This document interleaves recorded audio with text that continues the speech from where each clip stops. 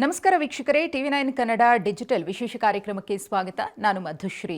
ಸದ್ಯಕ್ಕೆ ಕರ್ನಾಟಕದ ಎಲ್ಲ ಕಡೆ ಸಿಕ್ಕಾಪಟ್ಟೆ ಸೌಂಡ್ ಮಾಡಿದಂತಹ ವಿಚಾರ ಏನಪ್ಪಾ ಅಂದರೆ ಬಿಗ್ ಬಾಸ್ ಕನ್ನಡ ಸೀಸನ್ 12. ಹೌದು, ಈಗಾಗಲೇ ಬಿಗ್ ಬಾಸ್ ಕನ್ನಡ ಸೀಸನ್ 12ರ ವಿನ್ನರ್ ಯಾರು ಅನ್ನೋದು ಗೊತ್ತಾಗಿದೆ. ಅದಕ್ಕೆ ವಿದ್ಯುಕ್ತ ತೆರೆ ಕೂಡ ಬಿದ್ದಿದೆ. ಇವತ್ತಿನ ನಮ್ಮ ಈ ವಿಶೇಷ ಕಾರ್ಯಕ್ರಮದಲ್ಲಿ ಇಡೀ ಕರ್ನಾಟಕದ ಮನೆಮಗಳಾಗಿ ಹೆಸರನ್ನ ಸಂಪಾದನೆ ಮಾಡಿದಂತಹ ಪಟಾಕಿ ಚಿನ್ಕುರಳಿ ಅಂತಾನೆ ಹೇಳಬಹುದು.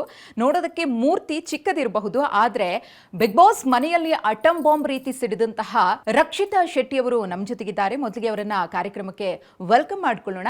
Rakshita, welcome to the show. Yes, ನಮಸ್ಕಾರ. ನಮಸ್ತೆ. ನನಗೆ ಹೇಗೆ ಕೇಳಬೇಕು ಅಂತಲೇ ಗೊತ್ತಾಗ್ತಾ ಇಲ್ಲ, ಯಾಕಂದರೆ ನೀವು ಆ ಗೆಲುವಿನ ಸಂಭ್ರಮ ಇದೆಯಲ್ಲ, ಜನರ ಪ್ರೀತಿ ಇದೆಯಲ್ಲ, ಅದರಿಂದ ಇನ್ನೂ ಹೊರಗೆ ಬಂದಿಲ್ಲ. ಹೇಗೆ ಅನ್ನಿಸ್ತಾ ಇದೆ ಅಂತ? ಹೌದು, ಇವತ್ತು ನೀವು ಒಂದು ವಿಚಾರ ಹೇಳಿದ್ರ, ಹೊರಗೆ ಬರಲಿಲ್ಲ. ಹೌದು, ಅಂದರೆ ನನ್ನ ಬಾಡಿ ಇಲ್ಲಿ ಉಂಟು, ಮನಸ್ಸು ಬಟ್ ಇನ್ನೂ ಅಲ್ಲಿಯೇ ಉಂಟು. ಇನ್ನೂ ನಾನು ಬರಲಿಲ್ಲ, ಯಾಕೆಂದರೆ 3 months ಕಂಟಿನ್ಯೂಸ್ಲಿ ಅಲ್ಲಿಯೇ ಇದ್ದೀವಿ ಅಲ್ವಾ. ಇವಾಗ ಇದೇ ಎಲ್ಲ ನೋಡುವಾಗ ಇದೇ ರಿಯಲಾ ಕನಸಾ ಇದೇ ಇವತ್ತೇ ಸ್ವಲ್ಪ ಜೀರ್ಣಿಸ್ಕೊಳ್ಳೋಕೆ ಆಗ್ತಾ ಇಲ್ಲ. ಹೌದು, ಡೈಜೆಸ್ಟ್ ಆಗ್ತಾ ಇಲ್ಲ. ಡೈಜೆಸ್ಟ್ ಆಗ್ತಾ ಇಲ್ಲ. ಮಧ್ಯದಲ್ಲಿ ನಾನು ಮಾಡ್ತೀನಿ, ಇದೇ ನಿಜ. ಗೀಳ್ತೀನಿ, ಹೊಲಗೆ ಬಂದಿದ್ದೀನ ಸತ್ಯದಲ್ಲಿ ಇಲ್ವಾ? ಯಾಕಂದ್ರೆ ಕನಸಲ್ಲಿ ಇವಾಗ ಕೂಡ ಅದೇ ಮನೇನೆ ಬರುತ್ತೆ. ಏನು ಮಿಸ್ ಮಾಡ್ಕೊಳ್ತಾ ಇದ್ದೀರಿ ಬಿಗ್ ಬಾಸ್ ಮನೆ? ನಾನು ಬಿಗ್ ಬಾಸ್ ಮನೆಗೇನೆ ಮಿಸ್ ಮಾಡ್ತಾ ಇದ್ದೀನಿ.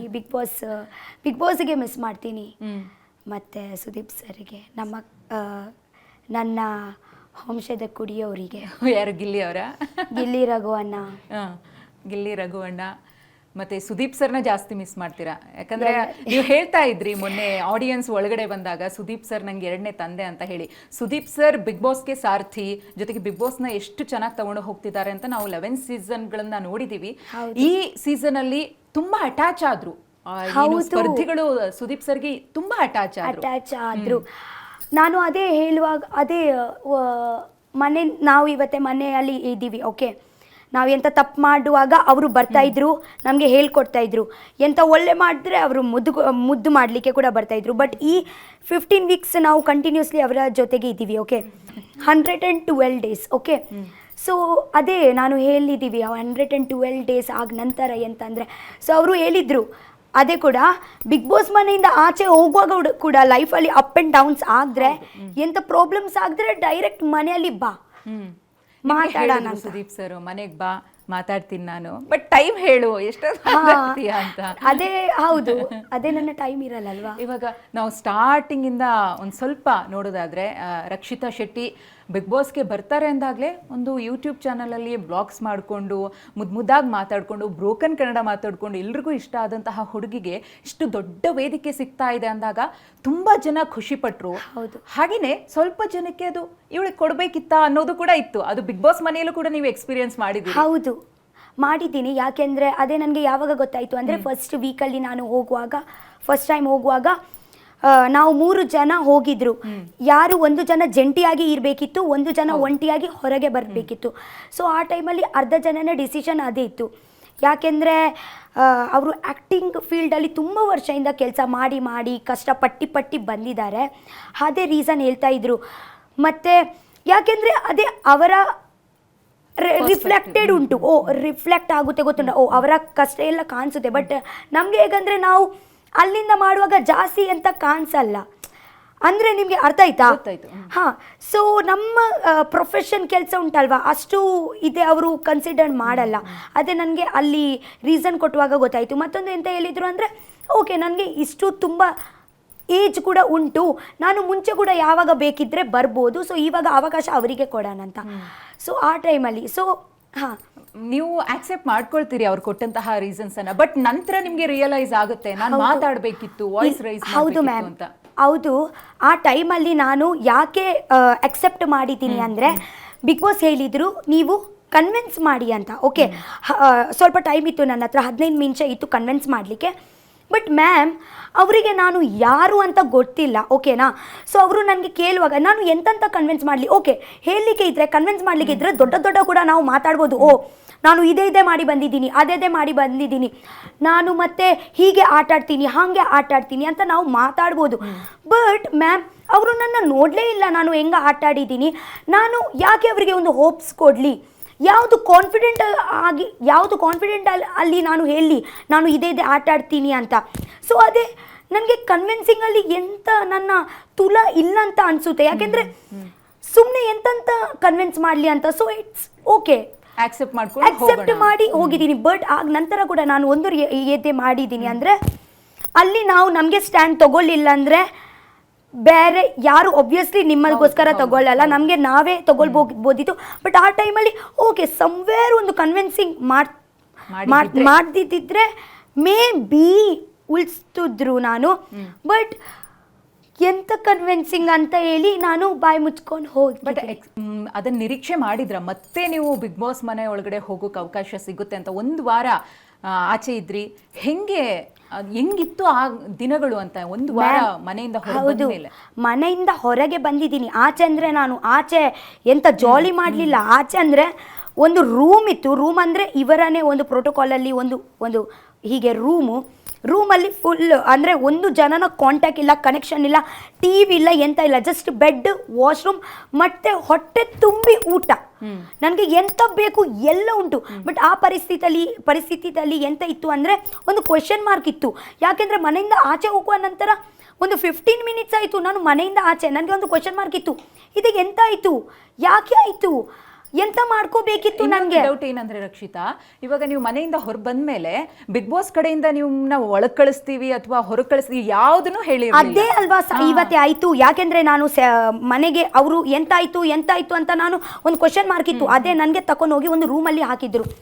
ಆ ರೂಮಲ್ಲಿ ನನಗೆ 6 days ಓಕೆ ನನಗೆ ಹೇಳಲೇ ಇಲ್ಲ, ಕ್ಲಾರಿಫೈ ಇರಲಿಲ್ಲ. ನಾನು ಮನೆಯಿಂದ ಹೊರಗೆ ಹೋಗ್ತೀನಾ, ಮನೆ ಒಳಗೆ ಹೋಗ್ತೀನಾ, ನನ್ನ ಮನೆಗೆ ಹೋಗ್ತೀನ ಅಂತ ಕ್ಲಾರಿಫಿಕೇಶನ್ ಕೊಡಲಿಲ್ಲ. ಅದಕ್ಕೆ ಅದು ತುಂಬ ಕಷ್ಟ ಆಯಿತು.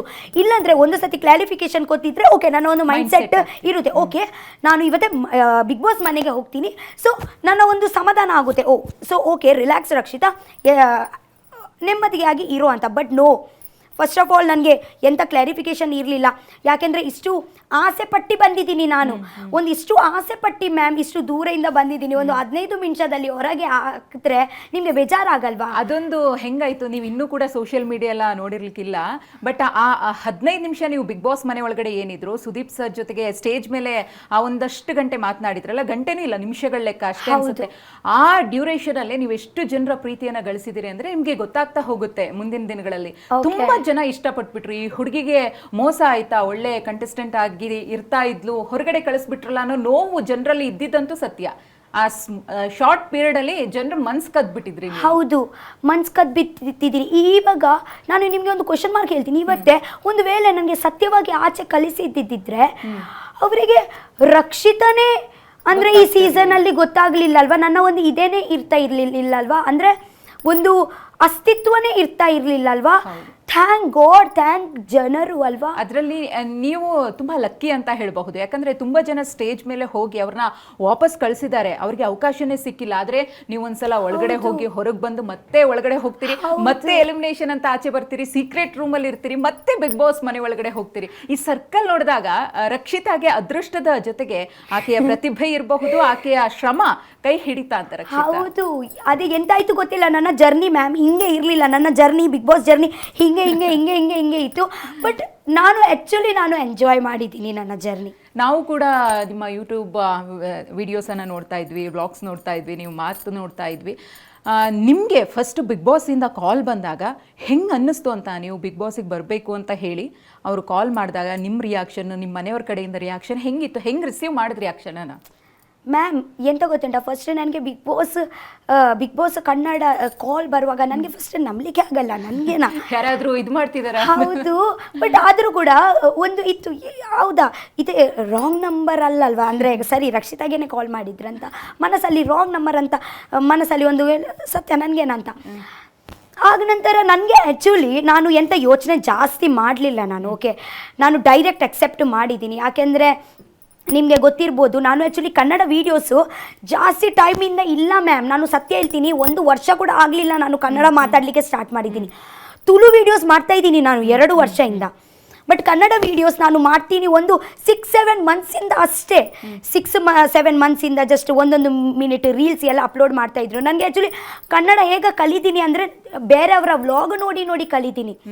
ಮನೆಯವರು ಎಲ್ಲ ತುಳು ಮಾತಾಡೋದು, ಫ್ರೆಂಡ್ಸ್ ಎಲ್ಲ ಹಿಂದಿ ಮಾತಾಡೋದು. ಸೊ ಕನ್ನಡ ಹೆಂಗ ಜಸ್ಟ್ ಮೊಬೈಲಲ್ಲಿ. ಓಕೆ, ಸೊ ಕನ್ನಡ ಹೇಗ ಇದೆ ಆಯಿತು ಅಂದರೆ ಇಂಟ್ರೆಸ್ಟ್ ಆಬ್ವಿಯಸ್ಲಿ ನಿಮಗೆ ಇಂಟ್ರೆಸ್ಟ್ ಇದ್ದರೆ ನೀವು ಹೆಂಗ ಕೂಡ ಕಲಿತೀರಾ. ಓಕೆ, 6 ಮಂತ್ ಆಗಲಿ ಎಂಥ ಮಂತ್ಸ್ ಕೌಂಟ್ ಆಗಲ್ಲ. ಇಷ್ಟ ಇದ್ದರೆ ರಪ ನಾವು ಕಲಿಬೋದು. ಸೊ ನನಗೆ ಹೇಗಂದರೆ ಎಷ್ಟು ಮಾಡಿದ್ರೆ ಒಂದು ವ್ಲಾಗಲ್ಲಿ ನೀವು ನೋಡಿ ನೋಡಿ ಕಲಿಯುವಾಗ ಅಷ್ಟು ಫಾಸ್ಟ್ ಅಲ್ಲ, ನಾವು ಮಾತಾಡಿ ಕಲಿದ್ರೆ ಅದೇ ಫಾಸ್ಟ್. ಓಕೆನಾ? ಸೊ ನಾನು ಹೇಗಂದರೆ ನಮ್ಮ ಊರಲ್ಲಿ ಫಾರ್ ಎಕ್ಸಾಂಪಲ್ ನಾನು ಒಂದು ನಮ್ಮ ಕಡೆ ಉಡುಪಿ ಮಲ್ಪೆ ಸೈಡಲ್ಲಿ ಒಂದು ಮೀನು ಮಾರ್ಕೆಟ್ ಅವರು ಎಲ್ಲ ಇರ್ತಾರೆ. ಓಕೆ, ನಮ್ಮ ಮೀನು ಸ್ವಲ್ಪ ಜನ ಅಲ್ಲಿ ಆಲ್ಮೋಸ್ಟ್ ಅಲ್ಲಿ ತುಳು ಮಾತಾಡ್ತಾರೆ, ಬಟ್ ಅರ್ಧ ಜನ ಕನ್ನಡ ಕೂಡ ಮಾತಾಡ್ತಾರೆ. ಕುಂದಾಪುರದಿಂದ ಯಾರು ಬಂದಿದ್ದಾರೆ ಅಲ್ವಾ, ಅಲ್ಲಿ ಹೋಗೋದು ನಾನು. ಇವತ್ತೇ ನನಗೆ ಸ್ವಲ್ಪ ಕನ್ನಡ ಮಾತಾಡಬೇಕು. ಮನೆಯವ್ರ ಜೊತೆಗೆ ಅವರಿಗೆ ಗೊತ್ತುಂಟು, ನನ್ನ ಅಜ್ಜಿಗೆ ಎಲ್ಲ ಕನ್ನಡ ಮಾತಾಡಲಿಕ್ಕೆ ಗೊತ್ತುಂಟು, ಬಟ್ ಅವರ ಜೊತೆಗೆ ಕನ್ನಡ ಮಾತಾಡಲಿಕ್ಕೆ ಅಷ್ಟು ಇದೇ ಆಗಲ್ಲ. ಎಂತ ಅವರು ಯಾರಿಗೆ ತುಳು ಬೇರೆ ಭಾಷೆ ಬರಲ್ಲ, ಜಸ್ಟ್ ಕನ್ನಡ ಬರುತ್ತೆ ಅಲ್ವಾ, ಅವರ ಜೊತೆಗೇನೆ ಮಾತಾಡಬೇಕು.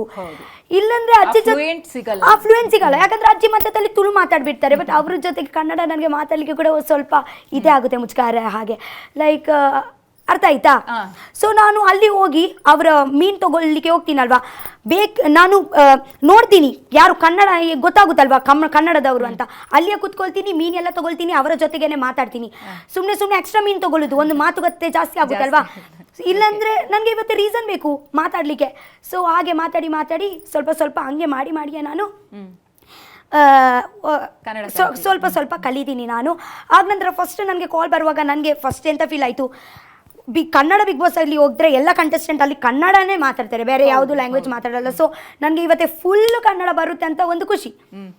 ಆ ಯೋಚನೆ ಮಾಡಿ ನಾನು ಒಂದು ರೀಸನ್ಗೆ ಒಳಗೆ ಬಂದಿದ್ದೀನಿ. ಮತ್ತೊಂದು ರೀಸನ್ ಎಂತಂದರೆ ನನಗೆ ಆ್ಯಕ್ಚುಲಿ ವ್ಲಾಗ್ಸಲ್ಲಿ ಜನರು ಒಂದು 5-10 ನಿಮಿಷ ವ್ಲಾಗ್ಸಲ್ಲಿ ಅಷ್ಟೇ ನೋಡೋದು. ಓಕೆನಾ? ಸೊ ಇವತ್ತೇ ಜನರು ಆ 10 ನಿಮಿಷದಲ್ಲಿ ಹೇಳ್ತಾರೆ, ಅಯ್ಯೋ ಇಷ್ಟು ಓವರ್ ಆ್ಯಕ್ಟಿಂಗ್ ಯಾಕೆ, ಇಷ್ಟು ಎಕ್ಸೈಟ್ಮೆಂಟ್ ಯಾಕೆ, ಹಾಗೆ ಯಾಕೆ ಬಿಹೇವ್ ಮಾಡ್ತೀವಿ, B real, don't be cringe ಅಂತ ಹಾಗೆ ಅಂತ ಹೇಳ್ತಾರೆ. ಓಕೆನಾ? ಸೊ ನಾನು ನನಗೇನೆ ಕ್ವೆಶನ್ ಮಾಡೋದು, ರಕ್ಷಿತಾ ಅದೇ ನನಗೇನೆ ಗೊತ್ತುಂಟು ನಾನು ಇರುವುದೇ ಹಿಂಗೆ, ನಾನು ಹೀಗೇನೆ ಅಂತ. ಬಟ್ ಜನರಿಗೆ ಅದೇ 10 ನಿಮಿಷದಲ್ಲಿ ಅಷ್ಟು ಗೊತ್ತಾಗಲ್ಲ ಅಲ್ವಾ. ಅವರು ಹೇಳ್ತಾರೆ ಓ ಇದೆಲ್ಲ ನಾಟಕನೇ ಅಂತ. ಸೊ ಸಂವೇರ್ ನನಗೆ ಇತ್ತು ಲೈಕ್ ರಿಯಲ್ ಮೀಗೆ ಅಕ್ಸೆಪ್ಟ್ ಮಾಡ್ತಾರೆ ಅವರು ಇದೇ ಒಂದು ವೇದಿಕೆದಲ್ಲಿ ಅಂದರೆ ನನಗೆ ತುಂಬ ಖುಷಿ ಆಯಿತು. ನನಗೆ ಆ್ಯಕ್ಚುಲಿ ಇಷ್ಟು ದೊಡ್ಡ ವೇದಿಕೆ ಸಿಕ್ಕಿತ್ತು. ಒಂದು ಊರಲ್ಲಿ, ಒಂದು ಕೋರ್ಟಲ್ಲಿ ನಾನು ಒಂದು ಎಲ್ಲೆಲ್ಲಿ ಮೂಲೆಯಲ್ಲಿ ಇದ್ದೀವಿ. ಅವರು ನನಗೆ ಪ್ರಕಾಶ್ ಸರ್ ಆ್ಯಕ್ಚುಲಿ ಅಲ್ಲಿಂದ ತಕೊಂಡು ಬನ್ನಿ, ಬಿಗ್ ಬಾಸ್ ಅವರು ಅಲ್ಲಿಂದ ತಕೊಂಡು ಬನ್ನಿ ವೇದಿಕೆ ಕೊಟ್ರಲ್ವಾ. ಇವಾಗ ಇಷ್ಟೆಲ್ಲ ಹೇಳಿದ್ರಿ, ನಿಮಗೆ ಹೇಗೆ ಇದಾಯಿತು ಅಥವಾ ಕಾಲ್ ಬಂತು ಮತ್ತು ಯಾವ ರೀತಿ ರಿಸೀವ್ ಮಾಡಿದ್ರಿ ಅಂತ ಹೇಳಿ. ನಿಮಗೆ ಐಡಿಯಾ ಇತ್ತಾ ಇಷ್ಟು ಫಿನಾಲೆವರೆಗೂ ಕೂಡ ನಾನು ವೇದಿಕೆಗೆ ಬರ್ತೀನಿ, ಸುದೀಪ್ ಸರ್ ಅಕ್ಕಪಕ್ಕದಲ್ಲಿ ನಂದೊಂದು ಕೈ ಇರುತ್ತೆ ಅಂತ ಎಕ್ಸ್ಪೆಕ್ಟ್ ಮಾಡಿದ್ರಾ?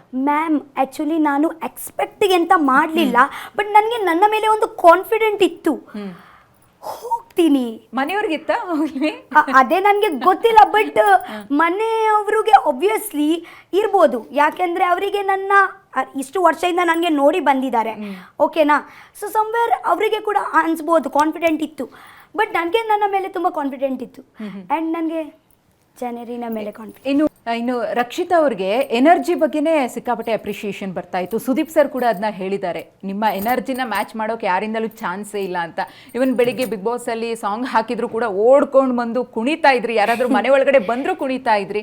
ಬರೀ ಡ್ಯಾನ್ಸ್ ಅಥವಾ ಅದಕ್ಕೆ ಮಾತ್ರ ಸೀಮಿತ ಆಗಿಲ್ಲ, ಮಾತಲ್ಲಿರಬಹುದು, ಮನೆ ಕೆಲಸದಲ್ಲಿರಬಹುದು, ಎಲ್ಲದರಲ್ಲೂ ಕೂಡ ಆಕ್ಟಿವ್ ಆಗಿದ್ರು ರಕ್ಷಿತಾ. ಈ ಎನರ್ಜಿ ಬೂಸ್ಟ್ ಹೇಗೆ ಸಿಕ್ತಿತ್ತು ರಕ್ಷಿತಾಗೆ? ಎನರ್ಜಿ ಬೂಸ್ಟ್ ಹೇಗಂದರೆ ಗೊತ್ತಿಲ್ಲ, ಅದೇ ನನ್ನ ಹುಟ್ಟುಗುಣ. ಅದು ಮುಂಚೆಯಿಂದನೂ ಹೀಗೆ ರಕ್ಷಿತಾ, ಜಾಲಿ. ನಾನು ಮನೆಯಲ್ಲಿ ಕೂಡ ಹಂಗೇನೆ.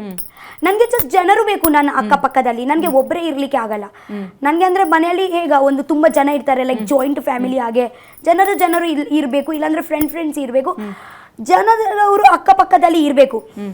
ಮತ್ತೆ ಯಾರು ಜನರು ನನ್ನ ಅಕ್ಕಪಕ್ಕದಲ್ಲಿ ಇರಬೇಕು ಅಂದ್ರೆ ನನಗೆ ವೈಬು ಕೂಡ ಸ್ವಲ್ಪ ಮ್ಯಾಚ್ ಆಗಬೇಕು. ನಿಮ್ಮ ವೈಬಿಗೆ ಮ್ಯಾಚ್ ಆಗಿಲ್ಲ ಅಂದ್ರೆ ರಕ್ಷಿತಾ ಫುಲ್ ಹೇಟ್ರೇಡ್ ಆ ಥರನ? ನಾನು ಅಲ್ಲಿ ಇರಲ್ಲ ಅಷ್ಟೇ, ಅಲ್ಲಿಂದ ಡಿಸ್ಟೆನ್ಸ್ ನಾನು ಅಲ್ಲಿಂದ ಮಾಯ್ಕ ಆಗ್ತೀನಿ. ಯಾಕೆಂದ್ರೆ ನನಗೆ ಆ್ಯಕ್ಚುಲಿ ನನ್ನ ಹಾಗೇನೆ ಪರ್ಸನಾಲಿಟಿ ಅವರು ಇಷ್ಟ ಆಗುತ್ತೆ. ಹಾಗಾಗಿನೇ ಗಿಲ್ಲಿ ನಿಮ್ಗೆ ಕನೆಕ್ಟ್ ಆಗಿದ್ದು. ಆ ಬಾಂಡಿಂಗ್ ಬಗ್ಗೆ ಮಾತಾಡ್ಲೇಬೇಕು. ವಂಶದ ಕುಡಿ ಅಂತ ಹೇಳಿ ಎಷ್ಟು ವೈರಲ್ ಆಯ್ತು ಅಂದ್ರೆ ಎಲ್ಲೋ ಒಂದು ಕಡೆ ಆ ಪ್ಯೂರ್ ಬಾಂಡಿಂಗ್ ಇದೆಯಲ್ಲ, ಅದು ಬಿಗ್ ಬಾಸ್ ಮನೆಯಲ್ಲಿ ಬಿಲ್ಡ್ ಆಗುತ್ತೆ ಅಂತ ಯಾರು ಕೂಡ ಅನ್ಕೊಳ್ಳಲ್ಲ. ಯಾಕಂದ್ರೆ ಅಲ್ಲಿ ಆಟಕ್ಕೋಸ್ಕರ ಒಬ್ಬ ವ್ಯಕ್ತಿನ ಬಳಸ್ಕೊಳ್ಳೋದೇ ಜಾಸ್ತಿ, ಬಟ್ ಅದನ್ನ ಕೊನೆವರೆಗೂ ಮೇಂಟೈನ್ ಮಾಡ್ಕೊಂಡು ಬರೋದಿದೆಯಲ್ಲ, ಅದು ಬಹಳ ಕಷ್ಟ.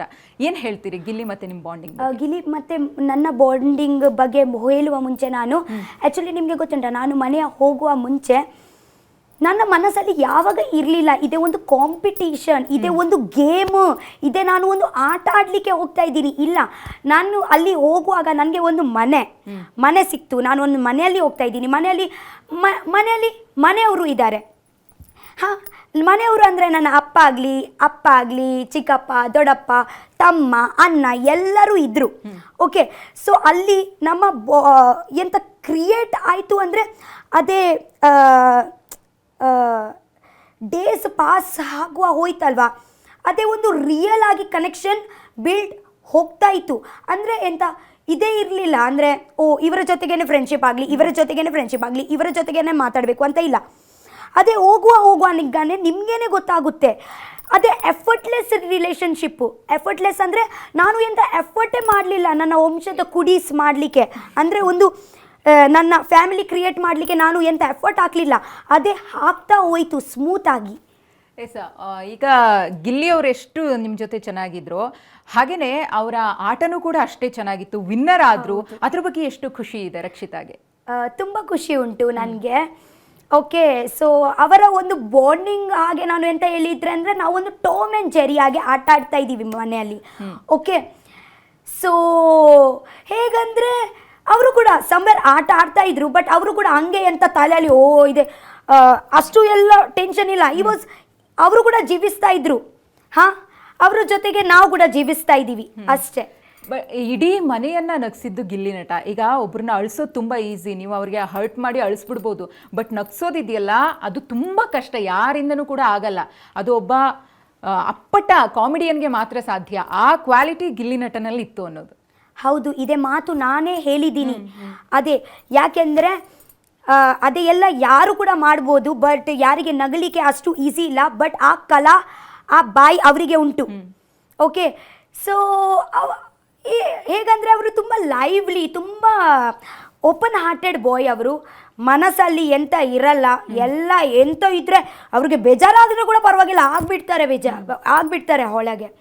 ಸೊ ಅದೇ ಒಂದು ನನಗೆ ಇಷ್ಟ ಅವರ ಒಂದು. ಇನ್ನು ರಕ್ಷಿತಾ, ಸುದೀಪ್ ಸರ್ ಕೂಡ ಹೇಳ್ತಾ ಇದ್ರು, ಮೂರ್ತಿ ಚಿಕ್ಕದಾದ್ರೂ ಕೀರ್ತಿ ದೊಡ್ಡದಂತ ಹೇಳಿ. ರಕ್ಷಿತಾ ನೋಡೋಕೆ ಚಿಕ್ಕ ಹುಡುಗಿ, ಏಜ್ ಆಗಿದೆ, ಏಜ್ ಆಗಿಲ್ಲ ಅಂತಲ್ಲ, ಬಟ್ ಆ ಏಜ್ಗೆ ಮೀರಿದಂತಹ ಪ್ರಬುದ್ಧತೆ ಅಂದರೆ ಮೆಚ್ಯೂರಿಟಿ ರಕ್ಷಿತಾಳಲ್ಲಿತ್ತು. ತುಂಬ ಜನರಿಗೆ ನೀವು ಸಜೆಸ್ಟ್ ಮಾಡ್ತಿದ್ರಿ, ಇದು ತಪ್ಪು, ಇದು ರಾಂಗು, ಯಾವುದಕ್ಕೆ ಇಂಪಾರ್ಟೆನ್ಸ್ ಕೊಡಬೇಕು ಅದಕ್ಕೆ ಮಾತ್ರ ಕೊಡಿ, ಜಾಸ್ತಿ ಅಟ್ಯಾಚ್ ಆಗಬೇಡಿ, ಒಬ್ರನ್ನ ಬಂದು ಮಾತನಾಡಿಸ್ಲಿ ಅಂತ ಎಕ್ಸ್ಪೆಕ್ಟ್ ಮಾಡಬೇಡಿ ಅಂತ ಹೇಳಿ. ಈ ಪ್ರಬುದ್ಧತೆ ಹೇಗೆ ಅಂತ ಈ ಹುಡುಗಿಯಲ್ಲಿ? ನನಗೆ ಗೊತ್ತಿಲ್ಲ ಅದೇ ಹೆಂಗಂತ. ಅದೇ ನಾನು ಯಾವಾಗ ದೊಡ್ಡ ಆಗ್ತಾ ಹೋಗಿದ್ದೀನಿ ಅಲ್ವಾ, ಆ ಟೈಮಲ್ಲಿ ನನಗೆ ಎಕ್ಸ್ಪೀರಿಯನ್ಸ್, ನಾನು ಹಾಗೆ ಹೇಳಲ್ಲ ನಿನಗೆ ನನ್ನ ಜೊತೆಗೆ ಪರ್ಸ್ನಲಿ ಎಕ್ಸ್ಪೀರಿಯನ್ಸ್ ಆಗಿದೆ ಅದಕ್ಕೆ ನನಗೆ ಇಲ್ಲ. ನಾವು ಯಾವಾಗ ಎಂತ ಗೊತ್ತುಂಟಾ, ನಾವು ಒಂದು ಪ್ರಪಂಚದಲ್ಲಿ ಹೋಗುವ ನಂತರ ನಾವೊಂದು ಮನೆ ನೋಡ್ತೀವಿ. ಫಾರ್ ಎಕ್ಸಾಂಪಲ್, ನಾನು ಊರಲ್ಲಿ ಕೂಡ ಹೇಗಂದರೆ ನಾನು ಒಂದು ಕಡೆಯಲ್ಲಿ ಇರಲ್ಲ, ಒಂದು ಮನೆಯಲ್ಲಿ ಇರಲ್ಲ, ಒಂದು 10 ಮನೆ ಸುತ್ತಾಡ್ತಿರ್ತೀನಿ.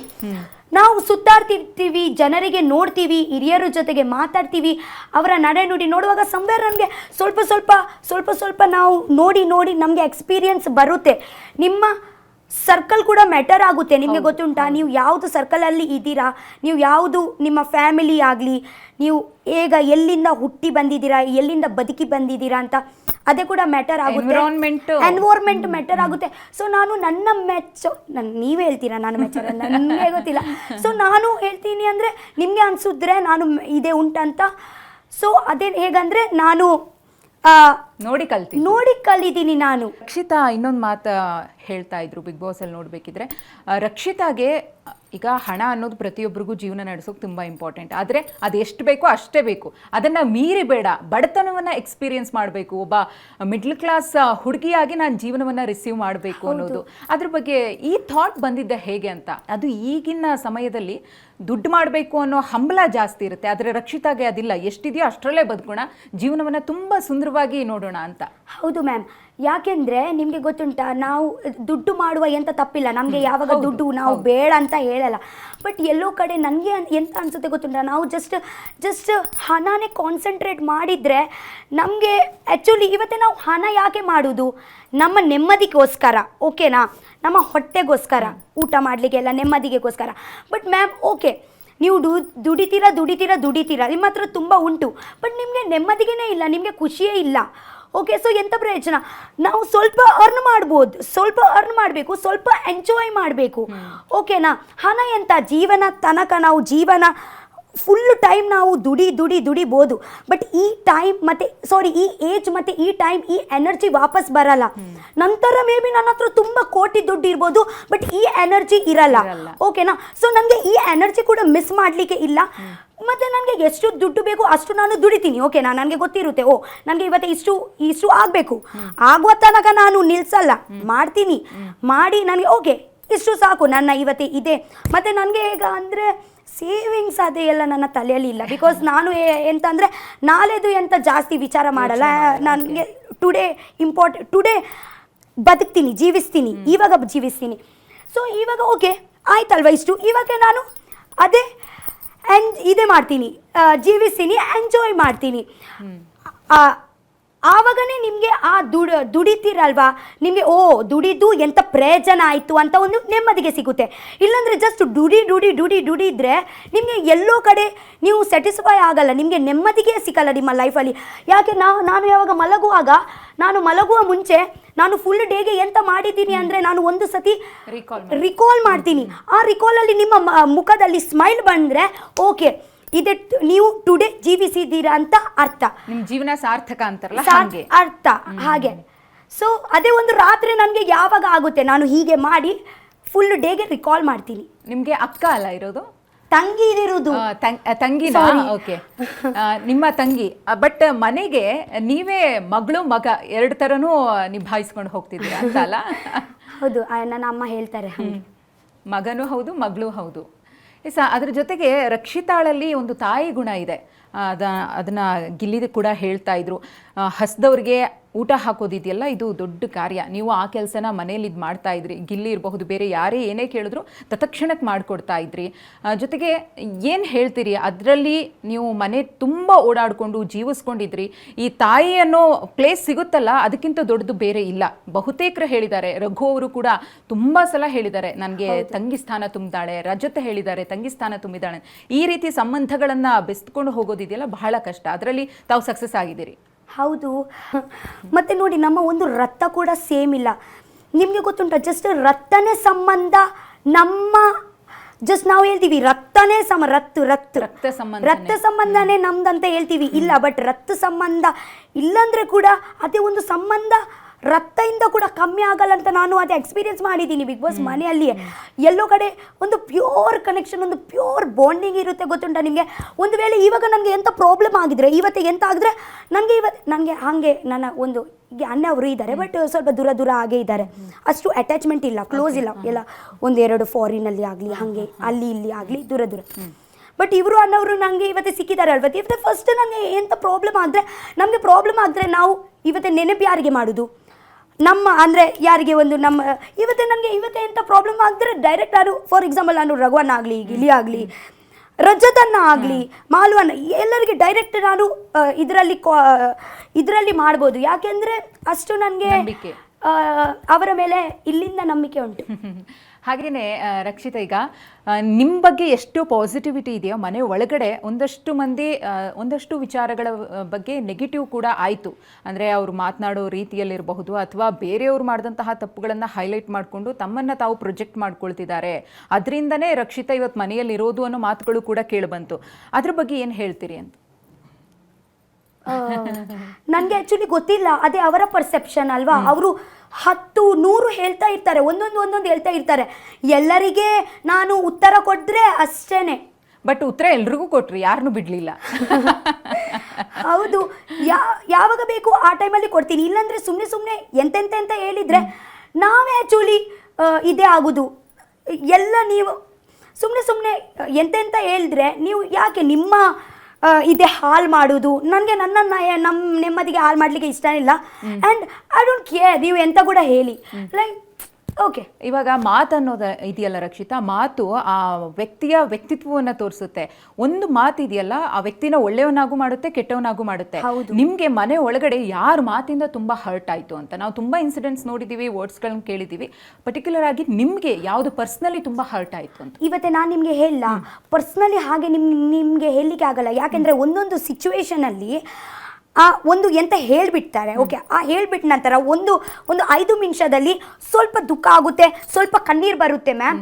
ಬಟ್ ಆ 5 ನಿಮಿಷ ನಂತರ 10 ನಿಮಿಷದಲ್ಲಿ ನಮಗೆ ಅದು ಎಂತ ಆಯಿತು ಅಂತಲೇ ಗೊತ್ತಾಗಲ್ಲ. ಓಕೆ, ಇವತ್ತು ಹಾಗೆ ಗಲಾಟೆ ಮಾಡ್ತೀವಿ ಅಂದರೆ ನಾವು ಮುಖ ಕೂಡ ನೋಡಲಿಕ್ಕೆ ಇಷ್ಟಪಡಲ್ಲ. ಬಟ್ ರಾತ್ರಿ ನಾವು ಬೆಳಿಗ್ಗೆ ಆಗಲಿ ತುಂಬ ಒಂದೇ ತಟ್ಟೆದಲ್ಲಿ ಊಟ ಮಾಡೋದು, ಹಾಗೆ ರಿಲೇಷನ್ ಇರುತ್ತೆ. ಸೊ ನನಗೆ ಎಂತ ಅನಿಸುತ್ತೆ ಅಂದರೆ, ನನ್ನ ಫುಲ್ಲು ಜರ್ನಿ ಇತ್ತಲ್ವ ಬಿಗ್ ಬಾಸ್ ಜರ್ನಿ ಬೇಜಾರು ಜಸ್ಟ್ ಒಂದು ಮಿಂಚಾಗೆ ಆಗ್ಬೋದು.